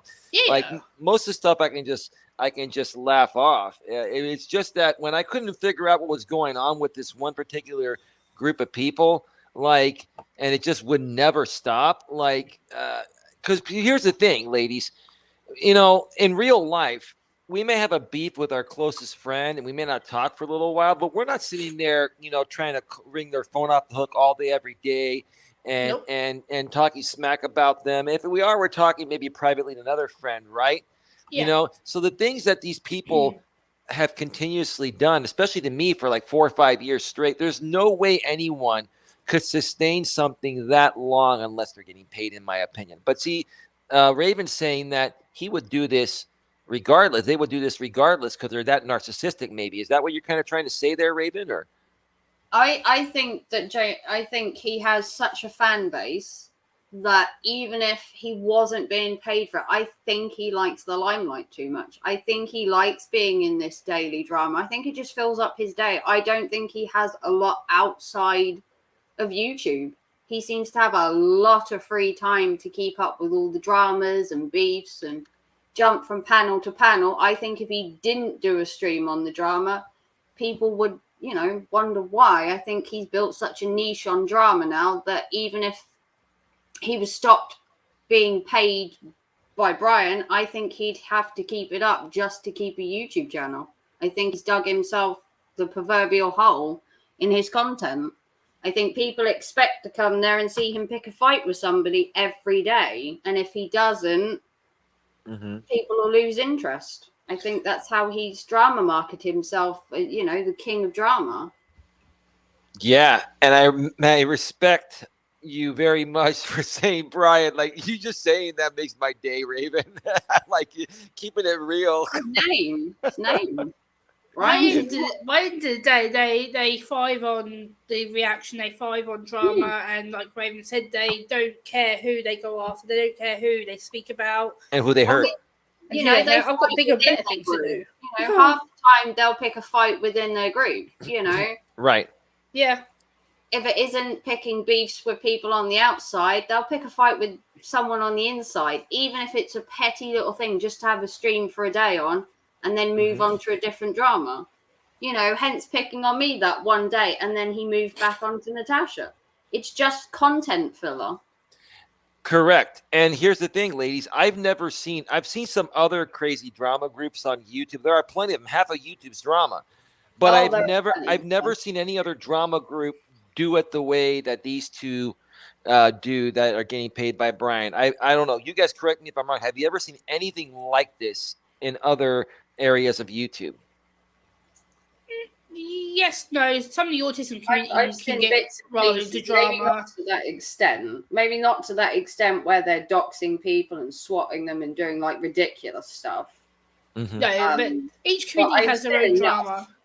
I've seen enough drama in different groups. I've been a part of a couple, but at a point they fizzle out. It gets to a point where you've had so many beefs with so many people in your group. There is no one left to beef with. Right. You know, you've built such a tight community where you say you can't go to this person's stream and that, you end up fighting in your own group because you can't go outside of it. You know, Right. And that's the cult mentality where the channel owner in this case is the cult leader and is basically trying to control you. Yeah.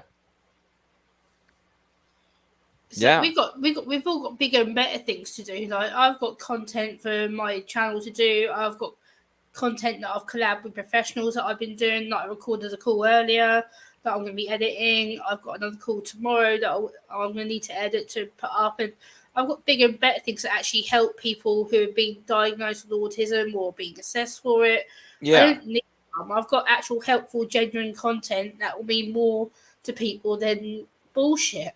And so does Raven. And we're all Wow. monetized. Here's the thing. I have a job. I have What's a that? job that takes up a good portion of my time, and I watch YouTube during my break. I have a couple of hours when I get home, and that's literally it. I don't have, the only time I have really to dedicate to YouTube is my days off.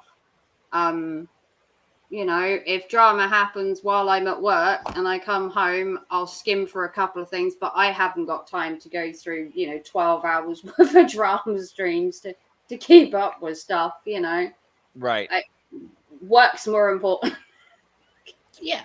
Well, yeah, it pays your livelihood. I totally get that. Yeah. No, I mean, I have to say I'm really happy that many people have seen the light, and a lot of the good people that I met through the I Am a Creator community, including the both of you, have seen the light, and now we're able to, do some panels and collaborate on some stuff and do the things that we wanted to do back then.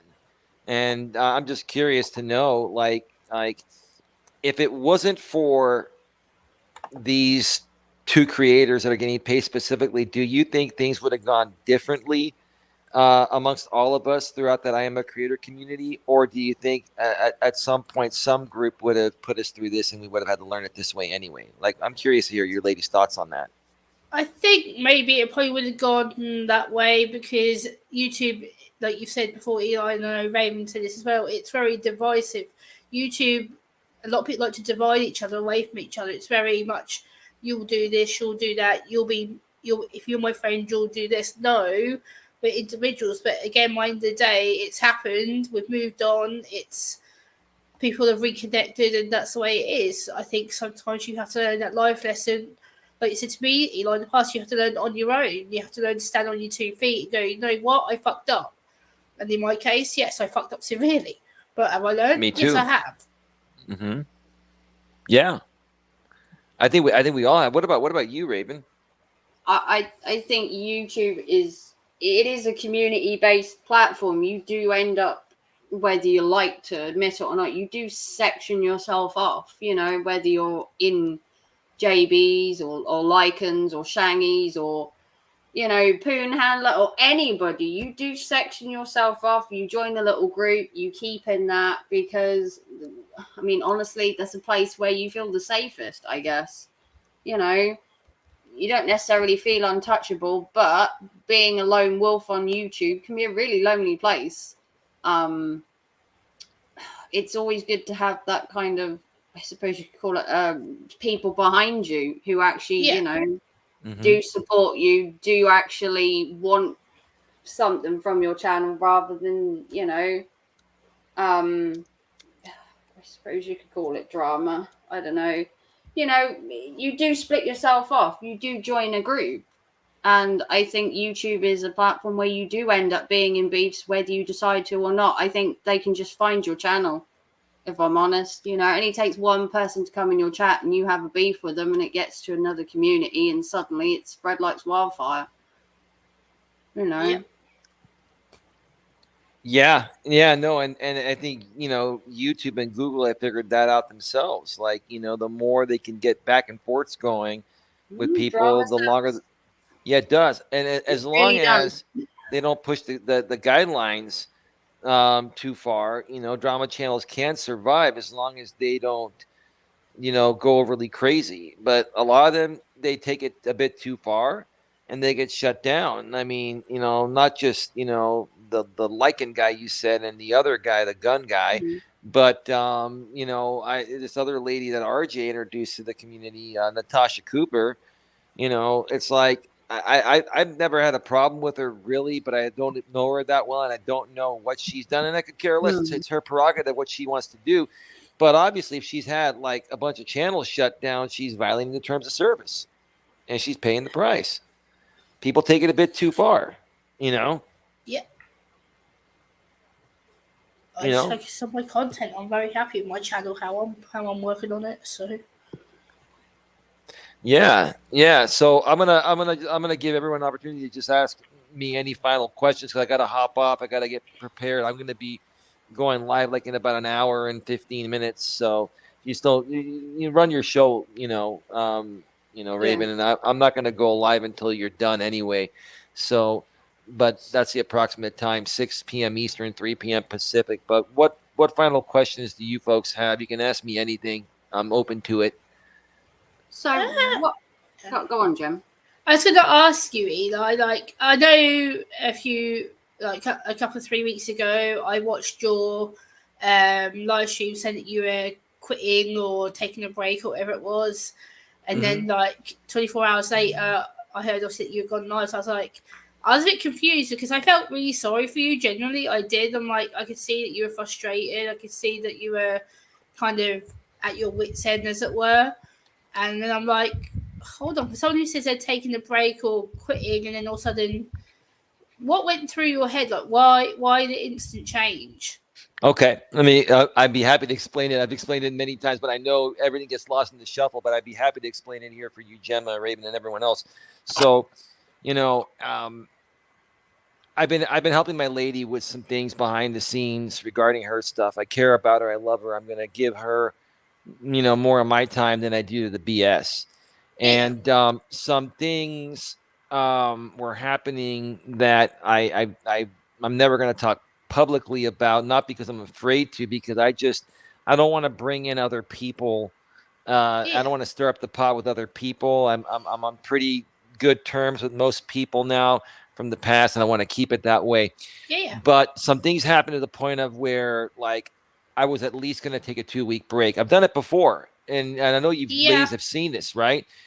And I'll tell you what got me, Gemma, and I'll be honest with you, ladies. I've said it before. I'll say it again. It was my lady. Now, there were people telling me, like JRM and other people, a lot of them had influence to get me to come back.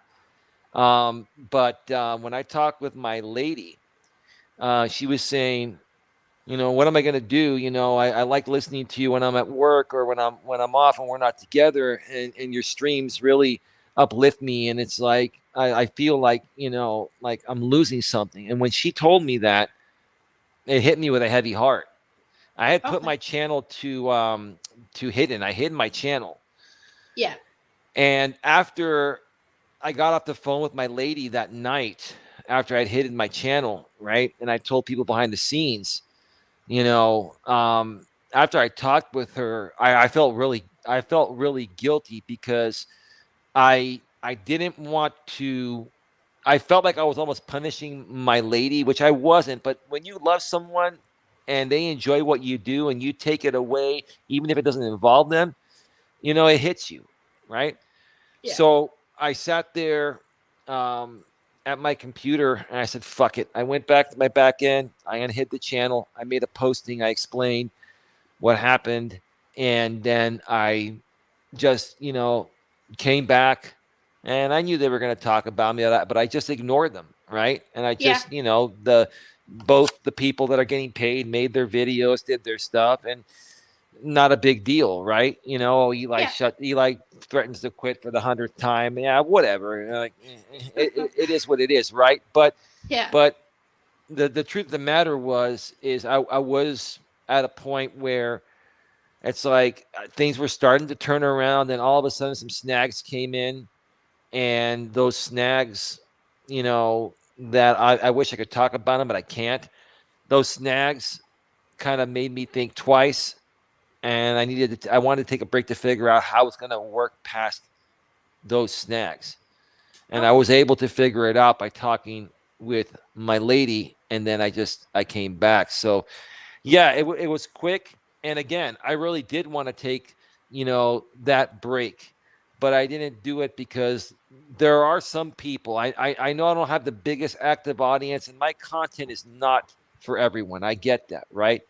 But Yeah. there were a handful of people that really were saddened, that look forward to hearing my walks and my streams every day or almost every day. And that's what got to me. It got to me emotionally. I'll admit to you, ladies, guys have emotions too, and we know that. Of course you do. You And just some, hide them.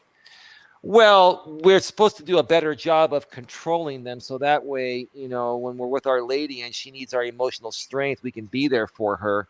But yes, you're right, Gemma. I'm not gonna lie. We hiding or trying to be strong. It's you ladies are gonna put me on the damn spot here, right? But it's all good. But yes, Well, we you do, say to be honest, Eli, I'm kicking your ass now. and that's fine. That's great. Raven's done that in the past, so she's tired of doing that. At least at this point, but the emotional thing got to me. My lady got to me emotionally, and Okay. if in a good way, though, in a good emotional way. Don't get me wrong, right? Yeah. She got to me emotionally, and I started to feel really guilty. Like I'm taking this away from people that actually want it, even though there's only a few of them, and Yeah.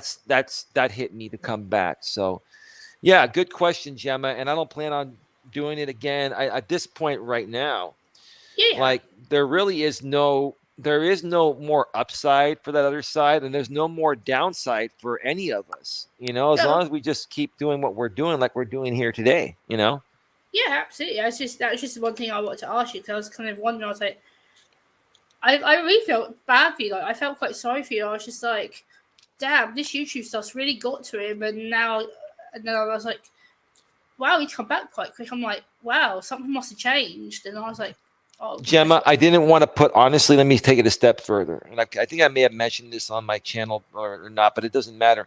Like, I didn't want to, and I've told my lady this, I didn't want to put my lady in the position I put Dana in. I didn't want to. That. What's that? I said, I understand that. Yeah, that's been one of my main concerns. And my woman's like, she's like, I don't give a fuck what these people say or do. They're never gonna get me to leave you and this and that. I'm like, okay, I believe you, babe, and you gotta take your woman's word for it. And I do believe her, even though I know anyone can leave at any time. Yeah. She's been so adamant about there's nothing they can say or do, or even if they find out who I am and come at me and my family and everything, I'm not going to leave you. I said, okay, that's great to know that, babe, but let's try to prevent that from happening, at least until we grow bigger and we have more support from YouTube and we outgrow them, right? So yeah, there you go. That's what happened there. I learned a lot from my experience of bringing my ex Dana in the past on a YouTube channel and seeing how far people will take it. Yeah. Go ahead. It's just that was the only question I had. Like I said, I felt really bad, like seeing you like in that state, and I was just like, yeah, you've answered pretty much what I was feeling that way genuinely, and again, I only turned it around quickly. I mean, I would have, more than likely would have come back after 2 weeks, but I needed to process that myself. My lady, and how she was so understanding, and how she. It's like, I don't want you to stop doing this. This is who you are. I love what you do, and you love what you do. Like, my lady has literally moved mountains for me. I don't expect it, but how can I deny that when someone is like she's like my best cheerleader, and I'm her best. Well, I don't know if a guy could be. There are male cheerleaders, but I know it's not the most masculine sounding thing. And I'm her cheerleader too. Okay, fuck it. I put it out there. It's just the way it is. Nothing wrong with that. Yeah. Yeah, so it's good that you're showing emotions finally. Like, it's good to see that there is an actual nice guy side to you, because in the past I've seen is the I don't give a trigger, I'm not triggered, and angry Eli side of you. Whereas now we're seeing the actual Eli that was meant to be this whole time. Like you've kind of became more, I guess, relaxed. Whereas before you're very bitter and angry. I'll tell you why real quick, and then I want to give Raven a chance to ask me anything if she'd like. But here's the thing: when I first came out on YouTube and I was dating Dana and started my coaching business, I was still fresh out of a relationship with a woman that I was supposed to get married to and have a life with. She cheated on me, and we had been broken up for about 6 months. But I started dating Dana. I think it was I think within like 5 or 6 months after we had broken up, and it was it was fresh. And what happened was when I got one of my subscribers, his name was Randall Lyon. He actually made me aware of the MGTOW community and told me that you're a purple pill, but this would be a good group to get involved with.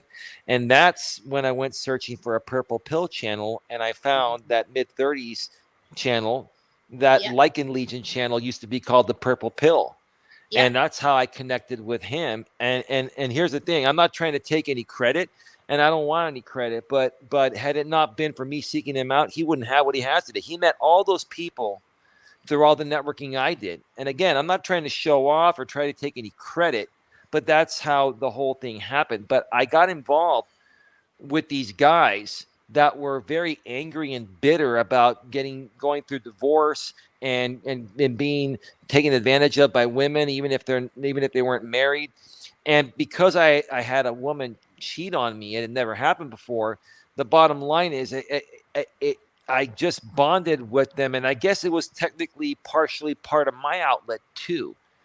Yeah. And so it was my way of working through that at the same time, trying to build my business with my knowledge from my past, right? But that's how it, when all that was happening, that's what kind of gave people the wrong impression of who I really am and what I'm capable of doing. But yeah, the truth of the matter is it stems back to that. And I'm glad we're in a different position 5 years later, and it's all good. At least it seems that way, right? Yeah. Raven, do you have anything for me? You want to beat my butt before I go, or? Oh, you wish, Eli. Don't tell my girlfriend that, Raven, because she's a pretty tough one too. So anyway, go ahead. Mm-hmm. I'm sure she is. How do you plan to? Obviously, you as you say, you made quite a big mistake with Dana by sort of bringing her on YouTube and effectively, if you want to call it, feeding her to the wolves. How do you plan to do it differently? Unknowingly feeding her to the wolves. Sorry to interrupt, but it was unknowingly, because I wouldn't have done it. But go ahead. You know what I mean. Dana didn't know what she was getting herself in for. I didn't either. Quite obviously. How do you plan to do it differently with your new lady? Do you think that playing the waiting game will make, I suppose you can call the trolls, just lose interest in who you're dating? Because I don't think it will matter whether you brought her to YouTube today or a year from now. I don't think they'll lose interest. No, they won't. But you want to know how I'm going to handle it? Yeah, I mean, obviously Dana came on live stream. She said her piece. I did hear her run her mouth quite a lot back in the day. She did, stand her own ground quite a lot. I had to say, Dana really was a she was right about everything on those streams. And my woman did against Lycan, and she basically said, that this guy's a complete, what's it on the screen, She did give her opinion, and if you're saying this lady's, obviously strong, she can obviously hold her own. I'm hoping, because she'll need a thick skin if you bring her on YouTube. Here's the difference. Shit when we come on YouTube, we really do. Here's the difference. A couple things. Number one, my woman now, has grown children. They're out of the house, and she's on her own. Dana had teenage daughters that she had to protect. Dana was a strong woman too, but what I didn't take into consideration and what I didn't realize was, putting her out there, how it's not only going to affect her, but they'll come at her kids, they'll come at her family, and all of that. Right now, my ladies here, in the chat right now, And the difference of how we're going to handle this, is that we're going to wait until, the channel gets to a certain level, and it's making really good money, and it's also, getting a good amount of views, and we have more support from YouTube, basically grow past these people. Even then, like you said, Raven, they're still going to come at us. They will probably put her out there. They will dox her. At that point, she'll be a public figure anyway, right? And here's the thing. Her and I both know what we're up against, and it's not going to be a surprise. We expect it. The difference is I was surprised by this. I didn't know about this trolling and attacking, or else I would have never brought Dana on at that point. So I think the difference here is, I'm not saying it's not going to happen. It will. We're expecting it, and we're prepared for it. And that's because here's the thing: there's a lot of value in, especially if you're running a business in the channel like I am on relationships. There's a lot of value in bringing your other half on because that's a good example. Right? That shows a good example. And that's what Dana and I were trying to do. And another thing, Raven, real quick. I remember that was a pre-recorded video that Dana and I did from her bedroom regarding the mid-30s guy. Right? And it was, I will tell you, it was Dana nailed it. Dana was the one that said spoiled and entitled. And I'm like, you know what? You're right. I was just, and we came at a guy that, and I knew him. We were on good terms initially, but once we came at him in that video, and we were trying to just basically help him out, right? We didn't realize the repercussions it was going to have, because it triggered his emotions. It triggered the truth hurts. And at that point, it was just game on for him. And I believe he was starting to already get sponsored at that point. So does that make sense? Or, what else did you want to know about it? No, I just meant that, you've had 5 years of, this going backwards and forwards. And it's a lot for your lady, no disrespect, to be thrown into, with only experiencing it from I suppose you could call it an outside point of view. She hasn't been on a panel. She hasn't had, I suppose you could call it, the day-to-day, bashing of a person. It does get to you sometimes, It does. You've had 5 years to come to terms with, everything they've done. They literally could not throw anything at you that they already haven't. But obviously with your lady, they'll dig dirt, they'll literally tear her metaphorically apart, her family, her kids, everybody. Just everything, Yeah. For you to have experienced it and go through it, you can share your experience with her, but until she's experienced it herself, coming on the stream and JB sort of calling Anna a land whale, you don't get how it affects a person until you really live it yourself. He called Dana a land whale too, and it's like whole thing. They can live vicariously through you, but until they are on a stream or they experience it, day to day being bashed for themselves, it affects a person entirely different from It's her choice, Raven. It's her choice. She's wanted. I respect that. I just, like me and Gemma, we've obviously gone through shit on YouTube, and until you really go through it, you can give your experience to a different person, but until you actually live it, like you said, go through it day to day and have shit thrown at you constantly, it takes a toll on you, mentally and everything. Yeah, it can be so hard to be thrown into it, overnight. And I hope your lady is, as strong as you said she are, because she'll need it. She's a lot like you. She's a lot like Raven. She's a lot like you, believe it or not. And with it, talking attitude wise, and I respect that. And I hope that says a lot about how I've always thought about you. But the thing is,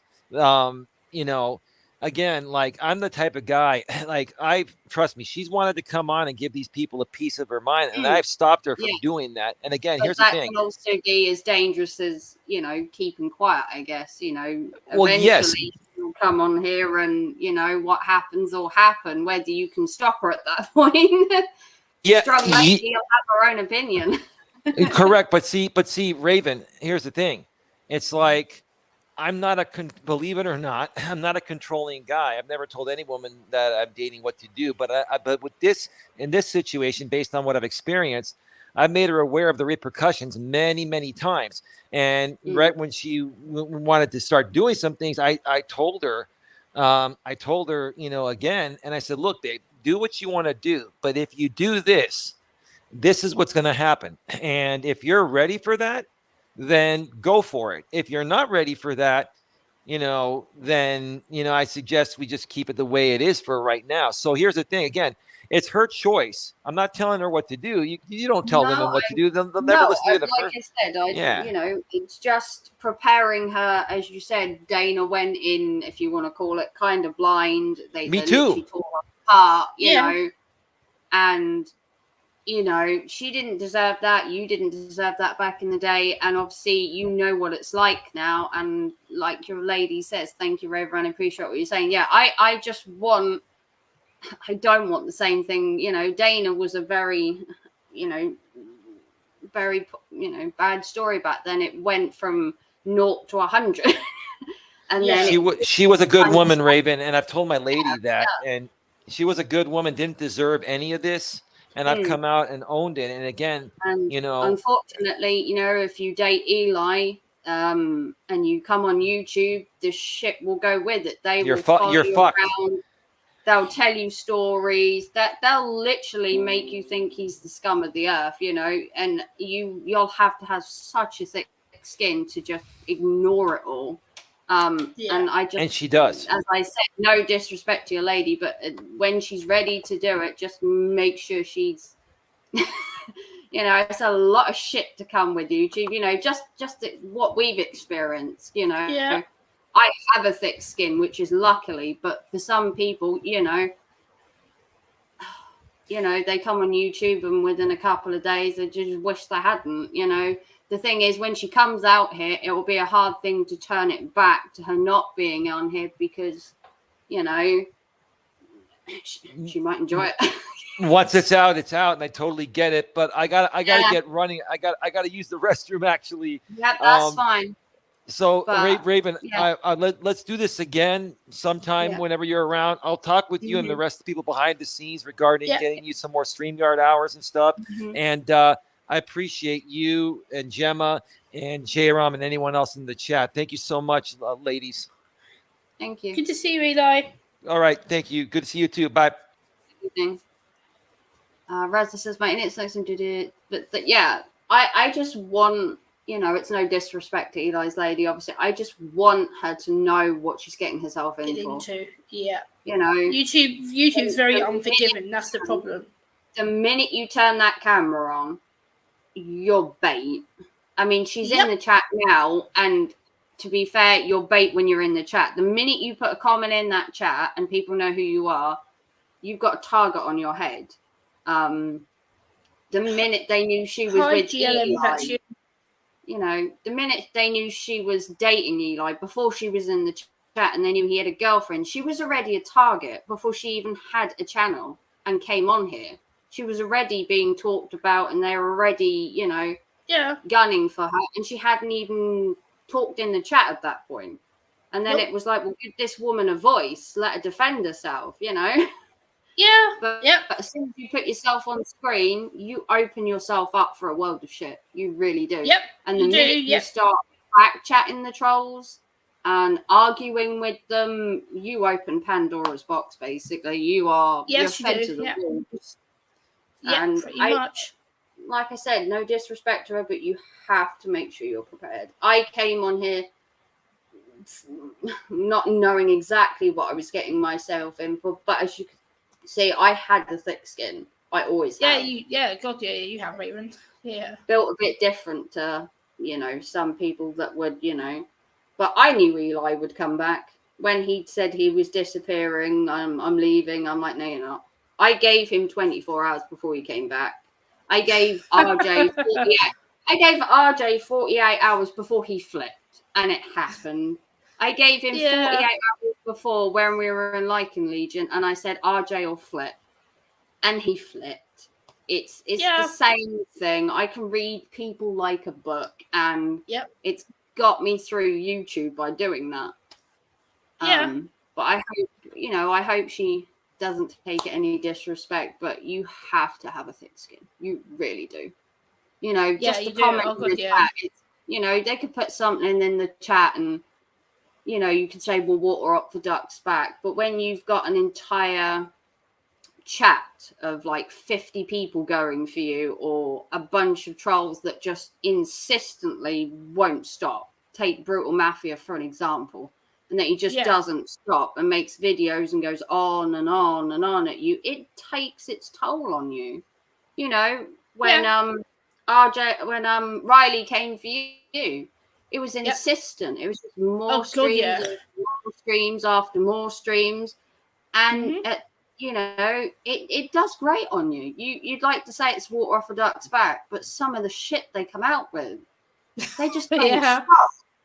And then they regurgitate it over and over and over. Hence all the shit they talk about Eli.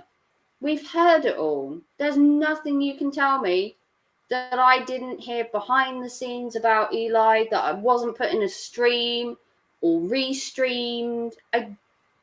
There's nothing left but his woman, unfortunately, that's new bait for their channels. It just is. And that's right. You need a thick skin. So when she does come on YouTube, I hope she's prepared. I hope she's ready. And I hope she knows what she's getting herself in for. Because once you get in it, you can't get out. Even if she came online and decided it wasn't for her and disappeared and went back into cover, they would just continue. You've made yourself a target once you come out. Even if Eli was to drop off the face of the earth tomorrow and leave YouTube, they would still make videos about him. Yeah. And for what reason? Absolutely none. But that's Gordon says I haven't got involved on friends of both sides. I won't badmouth you guys, and I won't badmouth the other side. That's fine, Gordo. I'm not asking you to. Well, I've had my dramas on YouTube. I don't dispute that, but I've always picked my fights, knowing I wouldn't knowing I was better, but I learned my lesson with each argument I had. To draw a fine line between arguing and then just making a spectacle of yourself. But like Gordo says, RJ's stream was comical. I mean, like Anna says, you listen to 5 minutes and that's all you can handle. It's just ramblings of I would say a crazy person. It's ramblings of a person that wants some grandeur on YouTube. I mean, he'd like a 100K. I mean, I hate to say it, but his 1.5K subs was bought, nigh on bought. Yeah, of course. No way did RJ get 1.5K subs in like a couple of weeks. No way. No. They were bought, and Riley's botting him now. Riley's botting him, and he was getting excited earlier. He had 200 people in the stream. He couldn't get 2 in the stream. That's RJ can only get 2 in a stream without putting me to sleep. And every time he bursts into song, I turn the sound off. I just gone, you haven't got involved with both sides. I won't badmouth you guys, and I won't badmouth the other side. Well, thank you, Gordo, because I actually know where you live. I know where you live, Gordo. I know your dog, your family. I've met you in real Gordo life. says, RJ, 100K, that's never going to happen. Yeah, Gordo, I'm probably more than likely to hit 100K than he is. That's just saying. I only badmouth the ones that come at me. Exactly, Anna. There's no point just going to a chat and just making unnecessary beef. Brutal banned me after 30 seconds of being in RJ's, which I thought was hilarious. That's like the quickest I've ever been banned. That really was quick. That was even quicker than Eli's, and I've been banned there twice. But yeah, I literally went in RJ's chat and Brutal went, "Oh, Raven slagged RJ off before. We better ban her." And I thought, well, you better ban the whole of YouTube then, because I'm not the only person. Nope. You ban everyone that's ever said anything bad about RJ. He wouldn't have a chat. He wouldn't have one. Everybody at some point has had a beef with RJ. You're going to do ban Lycan. Even Lauren said some things about him before. You're just going to ban everybody? Who's he going to be talking to? Nobody. Himself? He's already got 2 people in his chat. Well, I'm not surprised, RJ. I really aren't surprised. You're not going to get people to do Bible stuff. And if you're going to do the drama stuff, you're going to need to stick to it. Do it properly. If you're going to do Demon Preacher and call people out, then stick with it. Be an entire drama channel.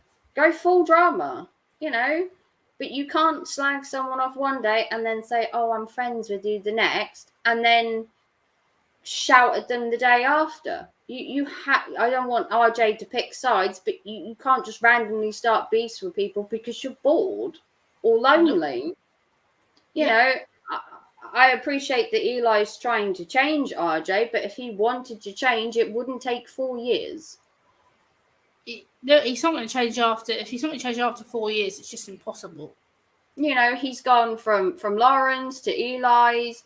He tried to go to Shangy's. He tried to go to JB's. He's tried Lycan's, and he goes to a new channel every day. He was friends with Eli the other day, and then he was bashing him on a stream in 24 hours. I mean, what did you really expect? Yeah. People want to give him a chance. I don't plan to. Nope. I can see RJ for what he's worth. He wants a 100K channel that's drama-fueled because he loves the attention. And if he's not getting the attention, he'll make it himself by picking fights with people. And that's not a way to make friends on YouTube. Nope. I didn't get all of my subscribers by picking fights with people every day. Nope. We gained them by working hard and actually doing genuine content. I've had beefs with Lycan. I've had beefs with Eli. I don't dispute that. But I didn't spend every day picking a new fight with them. If I did that back then, that would be the only thing my channel would have been dedicated to. Yes, I did stream back then on Eli. I did quite a few streams on him.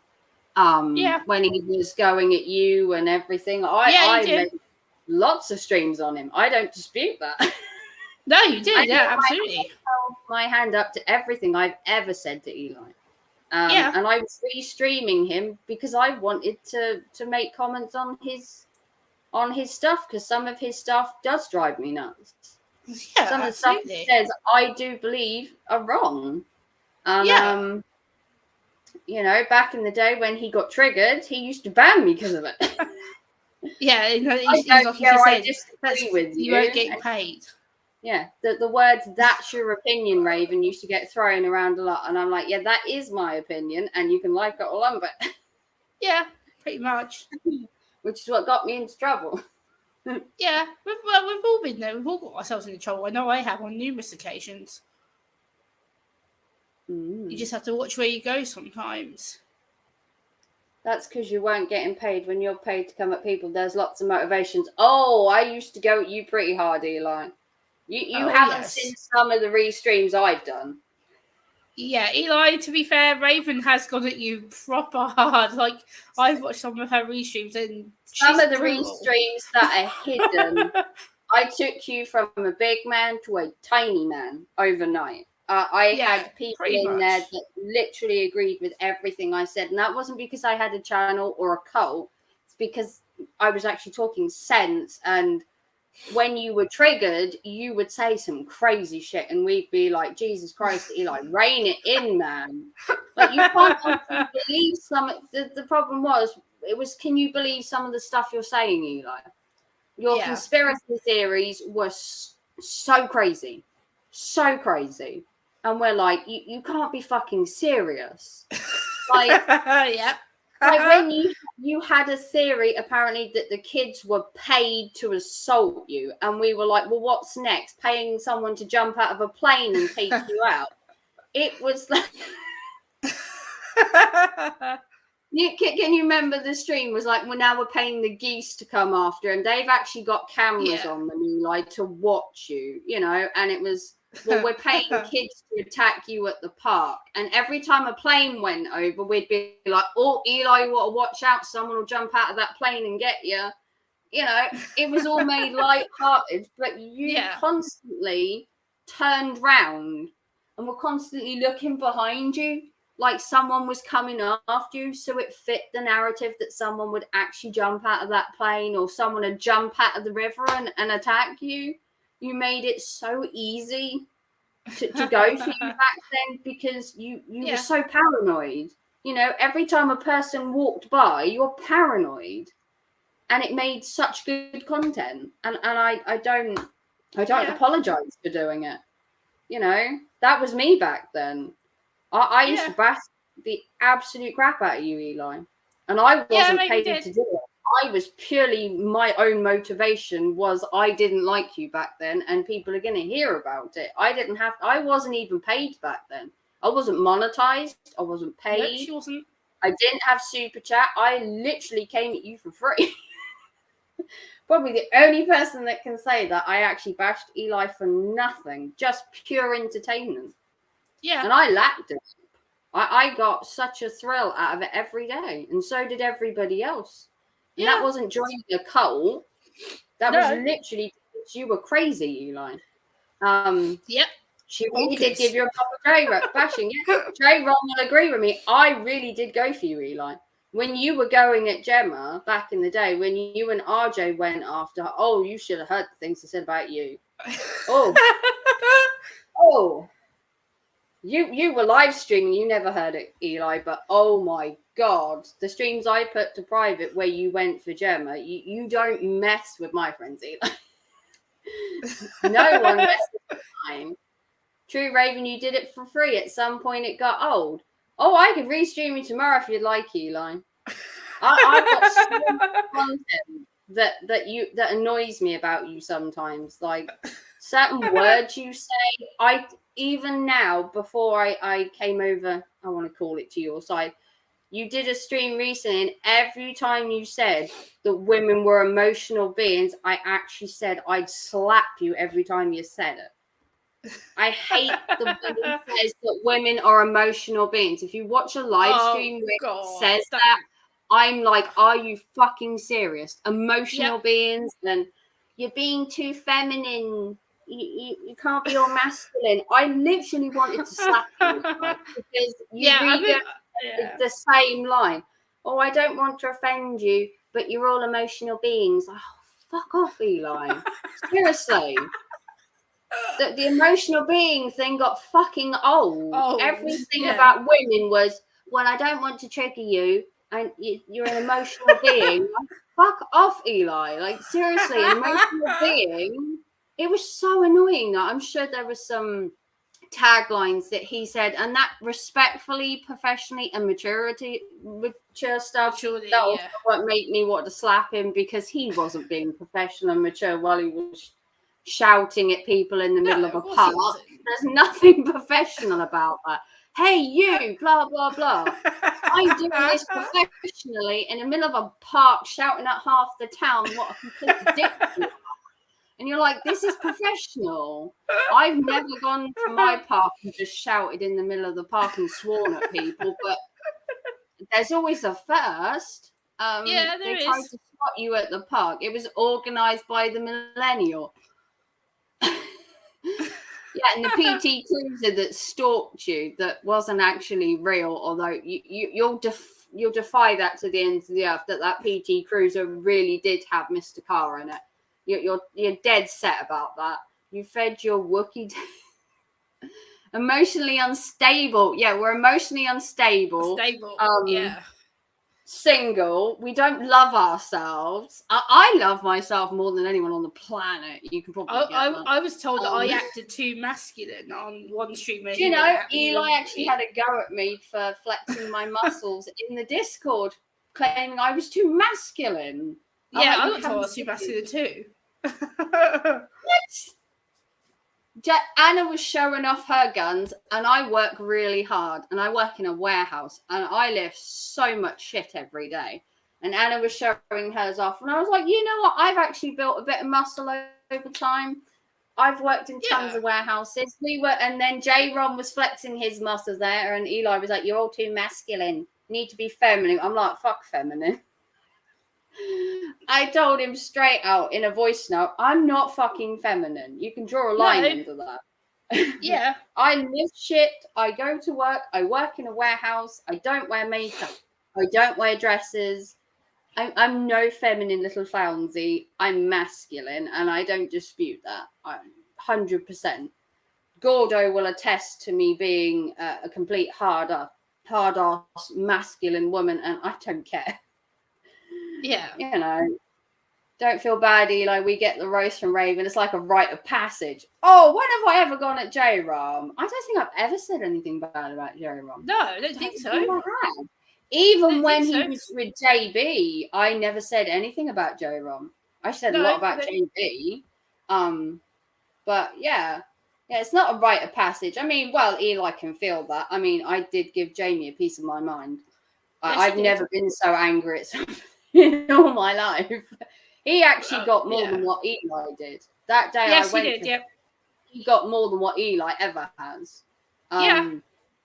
It was 100% Mr. Carr. Right, fine. It was Mr. Carr and that PT Cruiser. If you'd like to take that to your grave, Eli, then so be it. I honestly do not believe that that bunch of people could string that kind of operation together, let alone, I mean, believe what you like, Eli, but it was funny because every time you went past a car in the park, you kept looking, thinking they were still stalking you.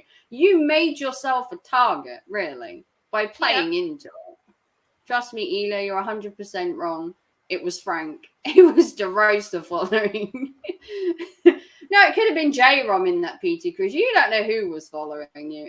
I don't see that they'd follow you anyway. I think it was all a ruse. And unfortunately, because you're so paranoid, you know, with JB Gunner coming to your hometown, I guess you were on high alert and you would panic. You know, he threatened to come kick your ass and he'd end up in your hometown. I mean, you're gonna freak a bit. You know? Sure. And the kids in the park throwing stuff at you.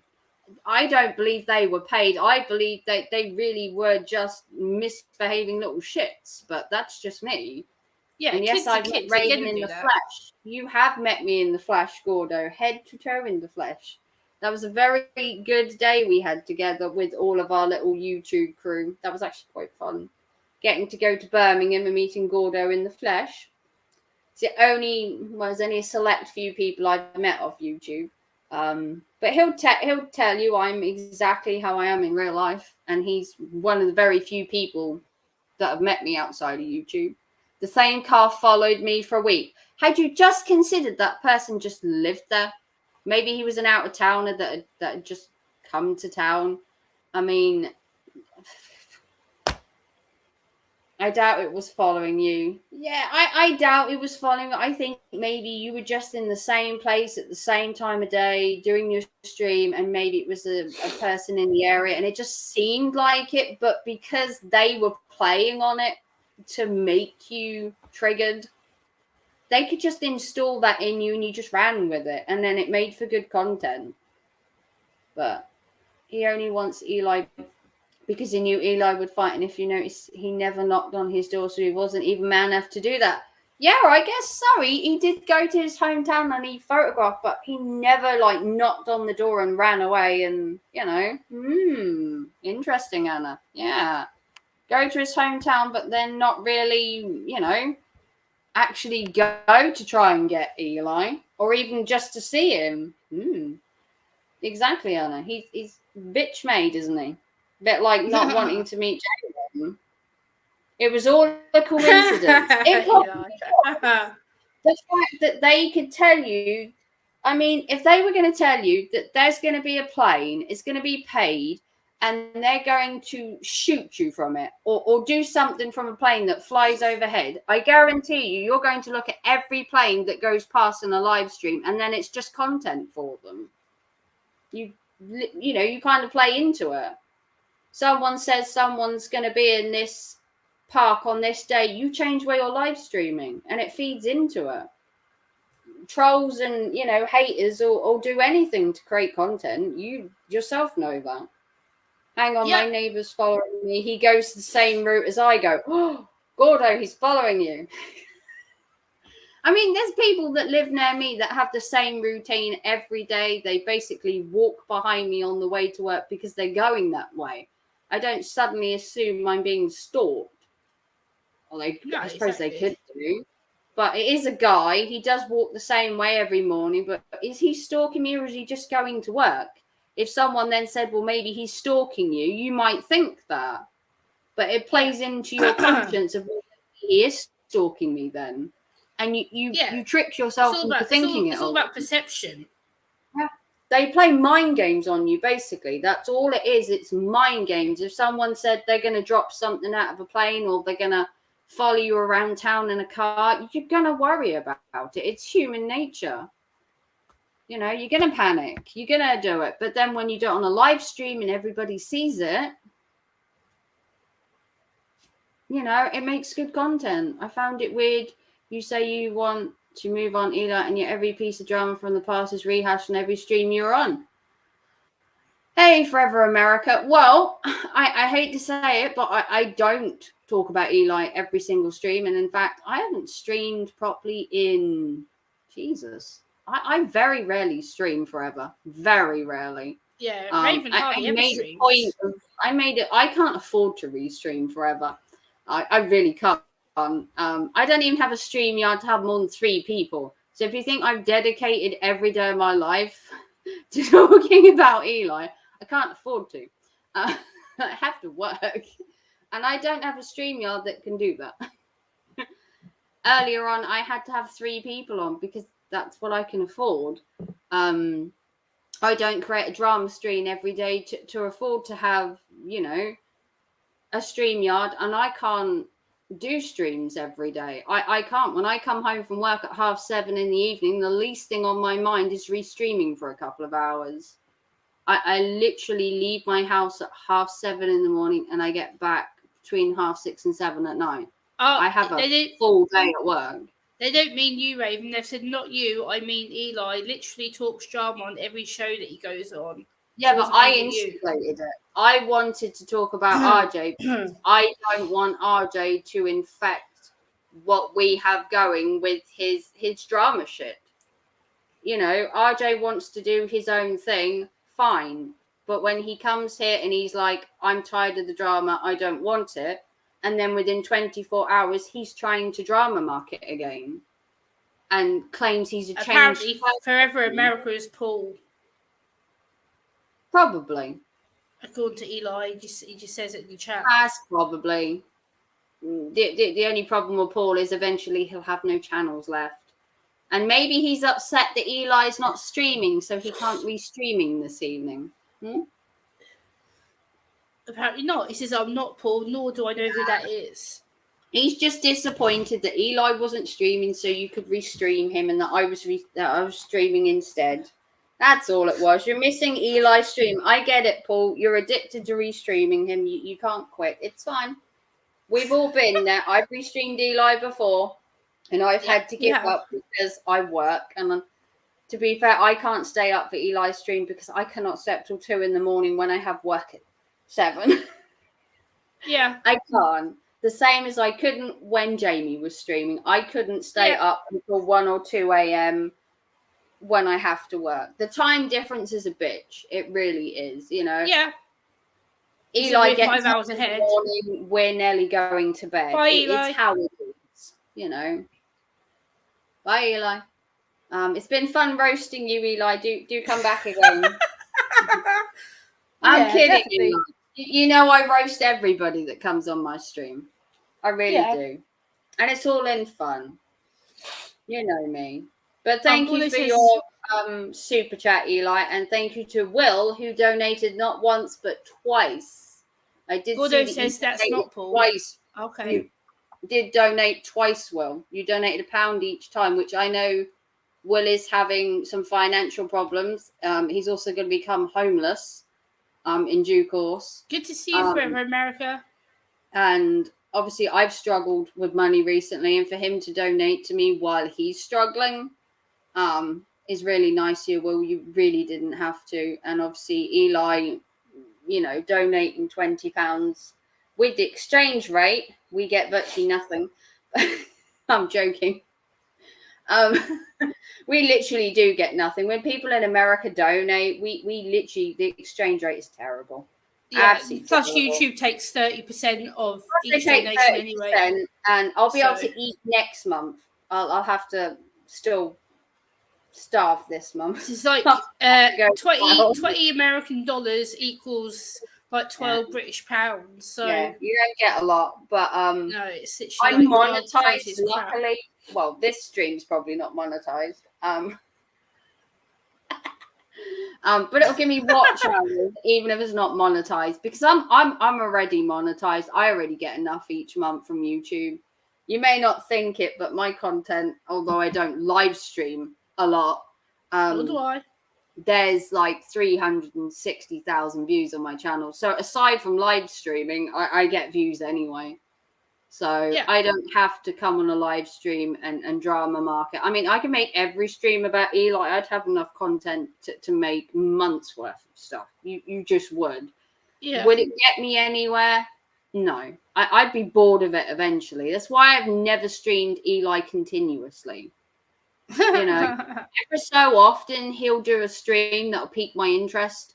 And obviously when I weren't allowed in the chat, I really would make a stream about it. But then I could go months without making a stream on him. I haven't made a stream on Yeah. Eli for ages. I was No, you bored. haven't. I made a stream on Eli because I caught COVID and was bored out of my fucking mind being at home for 10 days. So Yep. I sat here watching a stream of Eli. He made a stream that I wanted to comment about, but I was banned. And I thought, fuck it, I'm just going to restream him. And I started doing it every night I was with COVID. And then when I stopped having COVID, I restreamed for a bit more, then was kicked out of Lycan and decided, you know what, I don't need to hide anymore while I'm restreaming it. I'll just go to his chat. I'll do it there. And to be fair, you know, I haven't been in Eli's chats a lot recently. I've had a lot of work. But whatever he gets from me, he gets 100%. You know, he said he wanted to bring RJ back, and I said, "Are you fucking crazy?" First thing I said to him was, "No, don't do it. Outright, just don't do it. What's wrong with you? You know, how do you want to put yourself back into that? You've done so well coming out of it. Why on earth would you backtrack? You know." Yeah. Want to save everyone on YouTube, I get that, but sometimes you have to realize that for the better of your channel, it's not worth the time Not and effort. worth the that you hassle. put in. Yep. What Eli has to stand is he's hated by so many communities. It could be anyone. It's not necessarily always the same people like Trim or Brutal. Yeah, I mean, Eli has created, if you want to call it I suppose, a negative response on YouTube to him. And unfortunately, that follows him. It's a hard thing to break. He could go to any community right now. I'm in a few communities that Lycan never knew about because I kept them quiet. I didn't tell everybody where I went. I never posted links to every stream I go to, because as soon as you do that, they'd follow and they'd just make drama there. You know, sometimes you just want a community that's not drama fueled. Yeah. You know, I've got other communities I socialize in.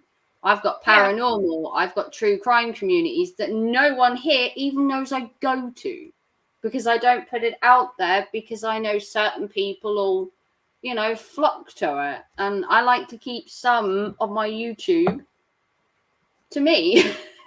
I don't want people following me, you know. If I'd have said I'd gone to this big paranormal community, or if you take Natasha Cooper stuff, a big true crime community, they'd have followed me there, and they'd Yeah, of have course. just shat all over it, you know, Yeah. and torn the community apart. And I'd be the one blamed for bringing them there. You know, I Yeah. can't have that on my conscience. Use rational thinking and not jump into conclusions.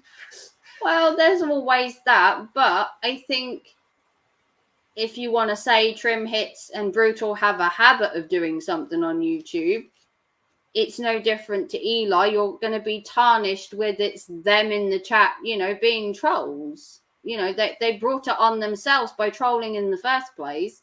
It's them, well, every sock account comes in is Brutal, or it's Trim, or it's the Doctor. And you create your own bad name. It's not jumping to conclusions. It's literally because they're doing it in everyone's chat. It becomes their thing. Someone brings a sock in here, you can tell who's writing it. They have the same mannerisms, the same speech, and even over a message, you can tell whether it's Brutal, whether it's Jamie, or if it's JB. You can tell. It's by the way they talk. They don't hide it. They don't hide it very well. And the names of the trolls half the time just make me laugh. You have my own communities I go to. I'm a mod on the channel with 60k supporters. Oh, Gordo, you're harboring a massive community that Jamie could literally rip into pieces. Why are you hiding it? Why don't we all know about the 60k community, Gordo? Why are you hiding it? We all need to go over there so we can trash it, because that's what we do around here. That's like the father in autism community. He has like over 80,000 subscribers. Like, he's a massive channel. Yeah, there are, like I said, there are channels I go to that I keep hidden. I wouldn't say the Lycan Legion to follow me there, but sometimes you just want a day without drama. You just want to come home, listen to a true crime case, sit there, listen to it, comment in the chat, and it's not drama. Yeah. You haven't had to catch up on 12-hour streams to follow the story. You just go into a chat and start chatting, and it's so nice. It's so peaceful. Absolutely, yeah. There's no trolls in there. There's no bashing people in there. No one's going at each other, and it's just refreshing. So I keep the groups to myself. It might be a bit selfish. Yeah, I keep certain channels to myself too. You know? Yeah. I mean, you go to quite a few that I've seen you in. You probably don't know I'm there. No, not necessarily. Probably not. You go to Lunatic Dads quite a lot, and I've been there quite a lot. I've even got a mod wrench. But I don't necessarily chat all the time. But I do watch communities. I see. Yeah. I suppose I see everything quite often. But I don't sit in the chat and join in and bash people necessarily. But I do watch quite a lot, and I'm in the know. But I don't have to chat to be in there. No, of course you don't. There's We'll go places where we like, so you know, Gordo. I do it for my own protection. I don't want people ruining my life on YouTube by literally ostracizing me from every group I'm part of, because you know, it only takes one rotten egg to go over there, infect it, and ruin it for everybody else. Yeah, of course it does. Absolutely right. You know, you've only got to look at when Lycan went to Natasha Cooper's, and that entire thing just blew out of proportion. You know, one person went to a community and it just exploded. You know, it only took a person to go over there, and I don't want that for any community I'm in. I really don't. Neither to mine. Yeah, neither. So you keep your 60k community a secret, Gordo, because as soon as you let people, you know, they who won't be named, they'll just wreck it for you, and you won't have that little solitude from the drama. It's a sad thing to say, but you know. Yeah, it's true. It's true.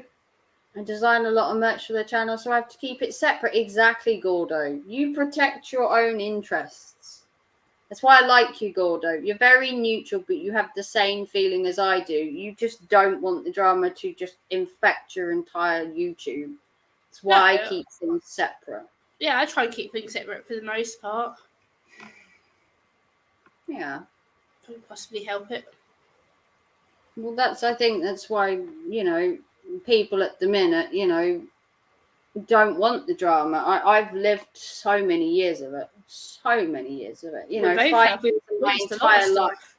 You know, from meeting Eli back in the day to then having drama with Eli, and then the Jamie and the JB bashing back then, and then going backwards and forwards, and then picking on a new community, and then all the shit with Lauren that went on. And you just get tired of it. It's just so Yeah. tiring. It's And just then you have to exhausting. pick sides, and you have to go this person's chat or that person's chat. It's just exhausting. Like Yeah. Eli said, you spend most of your day trying to figure out who's pissed off who and who's Yeah. angry at who, so you can appear in the right chat at the right time and say the right things. And it takes so much mentality to just keep up with it. And I just got so tired of it. Just so tired of it. And I just wanted out, really. And having Like and Go for J-Rom just gave me the opportunity to leave. I knew I'd get backlash. I'm no stranger to that. I knew I'd get it. You know, the minute I left, I knew Yeah. I'd be called a traitor. I left straight after you got kicked out. I was just like, yeah, you're not gonna be nasty to I knew- Raven. And I left. I knew I'd be called a traitor and blah blah blah. And I'm like, you know what? I'm just so over it. I'm so over it. I just don't care. I was like, I It's even said in like- their chats, I was like, why are you going at Raven? She's done nothing wrong. Like, leave the girl alone. And then it's also, it's like, well, Yeah. you're defending someone who's a traitor. No, she's not a traitor. She's free to go where she wants. And it's like, boom. A lot of people thought he was bang out of line. A lot of people thought he was in the wrong. People sided with him, and a lot of people thought he was wrong. A lot of people thought he was wrong going at the Roms in the first place before I even went after him. A lot of people thought he was wrong. And then when they were coming for me, it's like, well, what have I done? I stood up for a friend. Yeah, do exactly. the same if it was you. So if that's how you want it to end, then so be it. You've given me a way out. Yeah, I stood up for the Roms finally. Like, I even commented on Josh's YouTube channel when he put up a community tab. So I was like, look, I'm going to be here to support you and Nana. People don't like it, it's tough. And all of a sudden, I get called out for it. I'm like, well, they're my friends. So, yeah. And I left. That was it. J-Ron begged me not to do it. He literally messaged me and I said, you know what? I've had enough. I'm just going to give him a piece of my mind. And he literally begged me not to do it.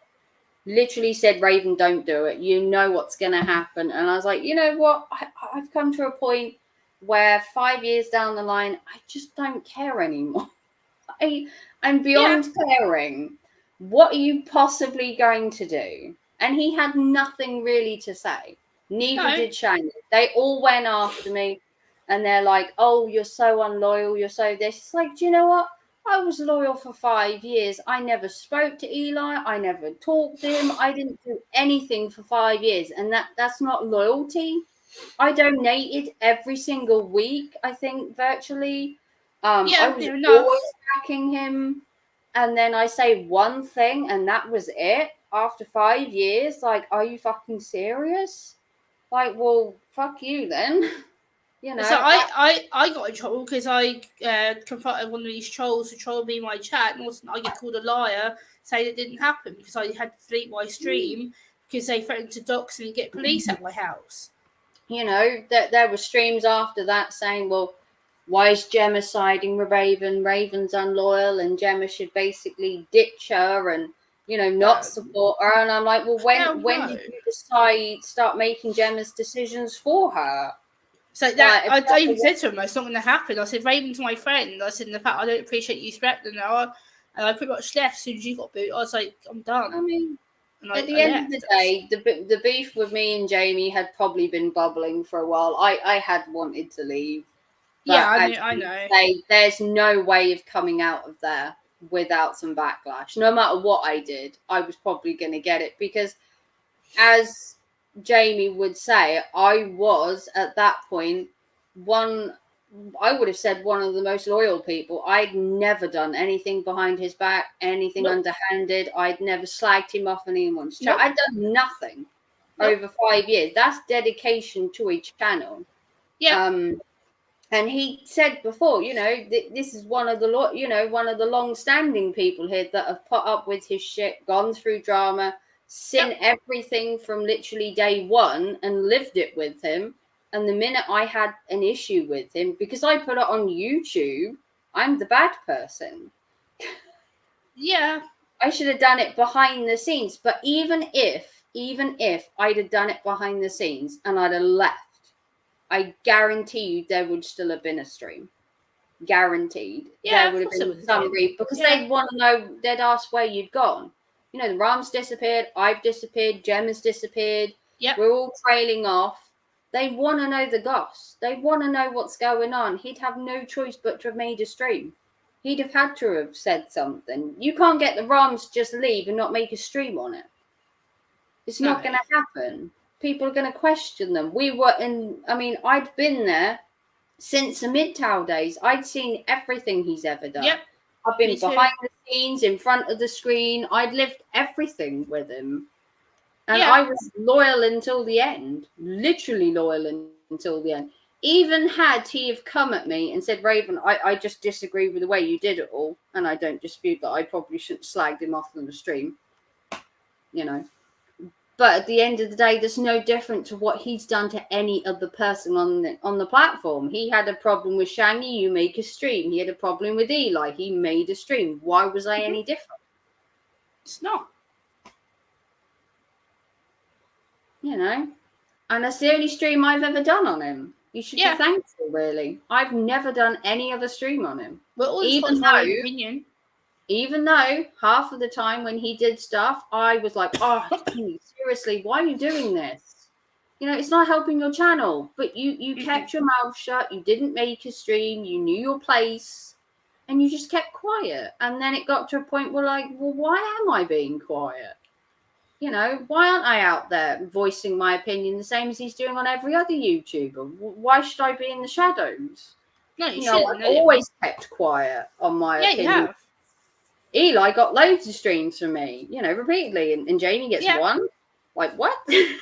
Yeah, you've been Right. really respectful. Like I don't think that's nothing for them to really be concerned about. 5 whole years of donating, being respectful, having Yeah. his back, We both were. doing streams against Eli, having Jamie on my panel. We both were. He's donated to me. I've donated to him. I've been loyal as much as any person physically could be loyal. You know, I'd never slagged him off in anyone's chat. I've Nope. never said a bad word about him to anyone. Even behind the scenes, I'd never really slagged him off. I might have had the occasional dig and said, well, why is he doing this stream? Doesn't he know it's not making him look good? But Yeah. that's no different to me saying that constructive Eli's criticism. an idiot. That's no different to me criticizing Eli when he says, No. you know, certain things, and I'm like, oh, your conspiracy theory, Eli, is just so fucking stupid. Yeah, it's Fine. it's constructive criticism. Yeah, it's all I've ever given them. But Yeah. you know, I can put hand on my heart and say I'd never go back to Lycan Legion. Not now. Hell no, no way. That No stream way. he did That's, on me that ship was sailed. That's gone. horrendous. That was horrendous. That was bad. He real wanted to bad. keep beef off YouTube. He should have kept his mouth shut Yeah, and kept it off of YouTube. You can't tell me not to make a stream and then you're like, well, I'm only retaliating and making a reference to it. Well, that's no different to what I did. nope. You know, tarnish how like we were saying earlier, people pretend to be who they are on YouTube. I'm me. If I'd have had the guts enough to say years ago, this is just fucking stupid. Why are you going around just bullying everybody? Like, you know, I suppose I was protecting myself the same as I do with my channel. I protect myself to the ends of the earth. Of course you do. Everyone wants to. Everyone wants to protect their channel. I do too. I'm staying neutral. I'm friends with everyone. I know you are, Gordo. You're being a vegan, no beef. Gordo, you always know clown. you're welcome on my channel. I honey. miss the clown in you, Gordo. I miss watching Jamie streams and seeing you in the chat just ripping into him, and he allows it, which is so funny. But I just can't stomach it anymore. I just can't.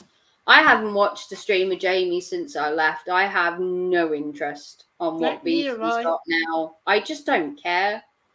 But you're welcome here anytime, Gordo. I know Yeah, you're new. Gordo, you're always welcome on mine I know too. you go to the ends of the earth for Jamie. I know you would.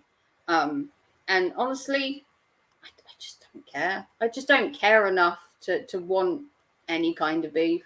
People can support Jamie, they can support me. I never made anyone choose where to go. Nope. I literally said, look, the beef's with me. I don't want to be in Lycan Legion anymore. If you want to stay with Lycan, stay with him. And you want to talk in my chat, do the same thing. I'm not a cult. Nope. If you want to be friends with Jamie and still appear in my chat, as long as you're not being a complete dick, I got no problem. I honestly don't care. But you're not getting to my Discord, Gordo. That's private. Private. Not everybody's in my Discord. Even Eli's not in my Discord. I have to keep some things to myself. A lot of people aren't in my Discord. My Discord has a very select few people that can know the ins and outs of my lives and behind the scenes stuff. Because I don't want the drama that was in every other Discord I've been in. I just don't care for it all. I just don't care. No, we don't need it. No, every Discord I've been in, it's always drama. It's always backstabbing, the conspiring, and it's just it's just pointless. Just playground antics of who are we going for next. It's just petty. My Discord is really just to share ideas, share our lives, and just get shit that isn't on YouTube. Half of the stuff in my Discord's got nothing to do with YouTube. Absolutely nothing to do with it. Yeah. Two separate worlds, which is what I like. I like to spread my life around and have two separate entities. The me on YouTube and the me behind the scenes. But, you know, I hope Eli hasn't took offense to anything I've said on here. Everything is in jest more than anything. You know, although if you do say we're emotional beings again, I will get on a plane. I will come to California and I actually will find you, Eli. Because apparently a lot of people know where you live, so it wouldn't be hard to find you. No emotional being stuff, because I'm sick of hearing it. Men can be emotional beings too, hence yes, I can. You being triggered on YouTube, Eli, made you emotional. So it can't just be us women. Absolutely right. I hate that sentence. They cry on camera because they're emotional. They get triggered because they're emotional. So do fucking men. Yes, exactly. I've seen men bawl their eyes out on YouTube, and I've seen men triggered as fuck. It's no different. Just because you like to stigma women with the emotional being thing because it makes men feel more masculine. Well, we're not emotional. We don't cry. I actually think it's more masculine if you fucking cry. I think it proves you've actually got a heart. I'd rather have a man bawl his eyes out and show some emotion than being cold-hearted. Absolutely. I barely cry, but that's because that's me. That's not because I'm emotional or I don't want to be emotional. It's because I literally am dead in the inside. That's emotionally dead. Crying is perfectly natural. Jamie's a good friend, so there won't be any... Oh, shit, I got a phone call. Hang on. Keep talking. Okay, no worries. Yeah, I understand what you're saying, Gordo. Like, I know you're friends with him, but I know you have your own personal opinion on Eli. That's fine. Like, I get it. I know that you're friends with both sides of people. That's fine. But I don't have a problem with many people. Like, I won't speak to certain people, and that's the way I am. But you know, I'm friends with Raven. I'll defend Raven to the end of the earth. Yes, I will. She's my friend, and she's defending me. She continues to. I'll continue to defend her. So, I'm gonna have to go. Okay. I've got a call from my son's dad. Okay. I have to dip out. It's important. Okay, no worries. Go take care of Sorry. it. No worries. Thanks for a great stream, Raven. Children come first. Yeah, of course I do. That's what makes me different from YouTube people. My son, you know, is calling. That's it. Yeah, no worries. Go take care of it. No worries. thank you for coming on, Gemma. Thank you for Hopefully you'll having come me. on again and we'll have Absolutely. more Yeah. positive things. But I think it's good to hash things out. I think I needed to hash things out with Eli. I think I did. Yeah, I needed think we to both put myself did. out there and say, Eli, I've bashed you for years. I don't hide that fact. I still think some of the things you say are wrong. But this time you're going to hear it because I'm not unbanned. You're going to hear it this time. Yeah, exactly. From both of us. Yeah. But yeah, I'll do another panel soon. Hopefully, I've got a very busy work schedule coming up. Yeah, no worries. But as soon as I do one, I'll put it in the Discord. You're obviously in the yeah, I'm in the Discord, so I'll look out for it. We'll hang out some other time, but Yeah, definitely. Unfortunately, I have to cut it. No worries, guys. Have a great night, Raven. But thank you, everybody. Eli, Will, Gemma, the whole of the chat, the Rums, Gordo. And we didn't even have many trolls. I'm really upset by them. I was expecting more trolls. They must have took a day off, which is fine by me. It's exhausting. Anna missed banning the trolls. I'm sorry, Anna. You didn't get to troll bash this evening. It's not like Eli's. You don't get to troll bash it every day. Not unfortunately. Would be nice for you. But yeah, I will see you guys at some Take care, everybody. All right. Have a good night, all. Have a good night, Raven. Bye. Bye. Well, thank you to everyone that came. Thank you to Eli and Will for the super chat. I have to go, unfortunately. My son is calling, and I will see you all soon. Have a good evening, Gordon. Love you all. Bye, guys.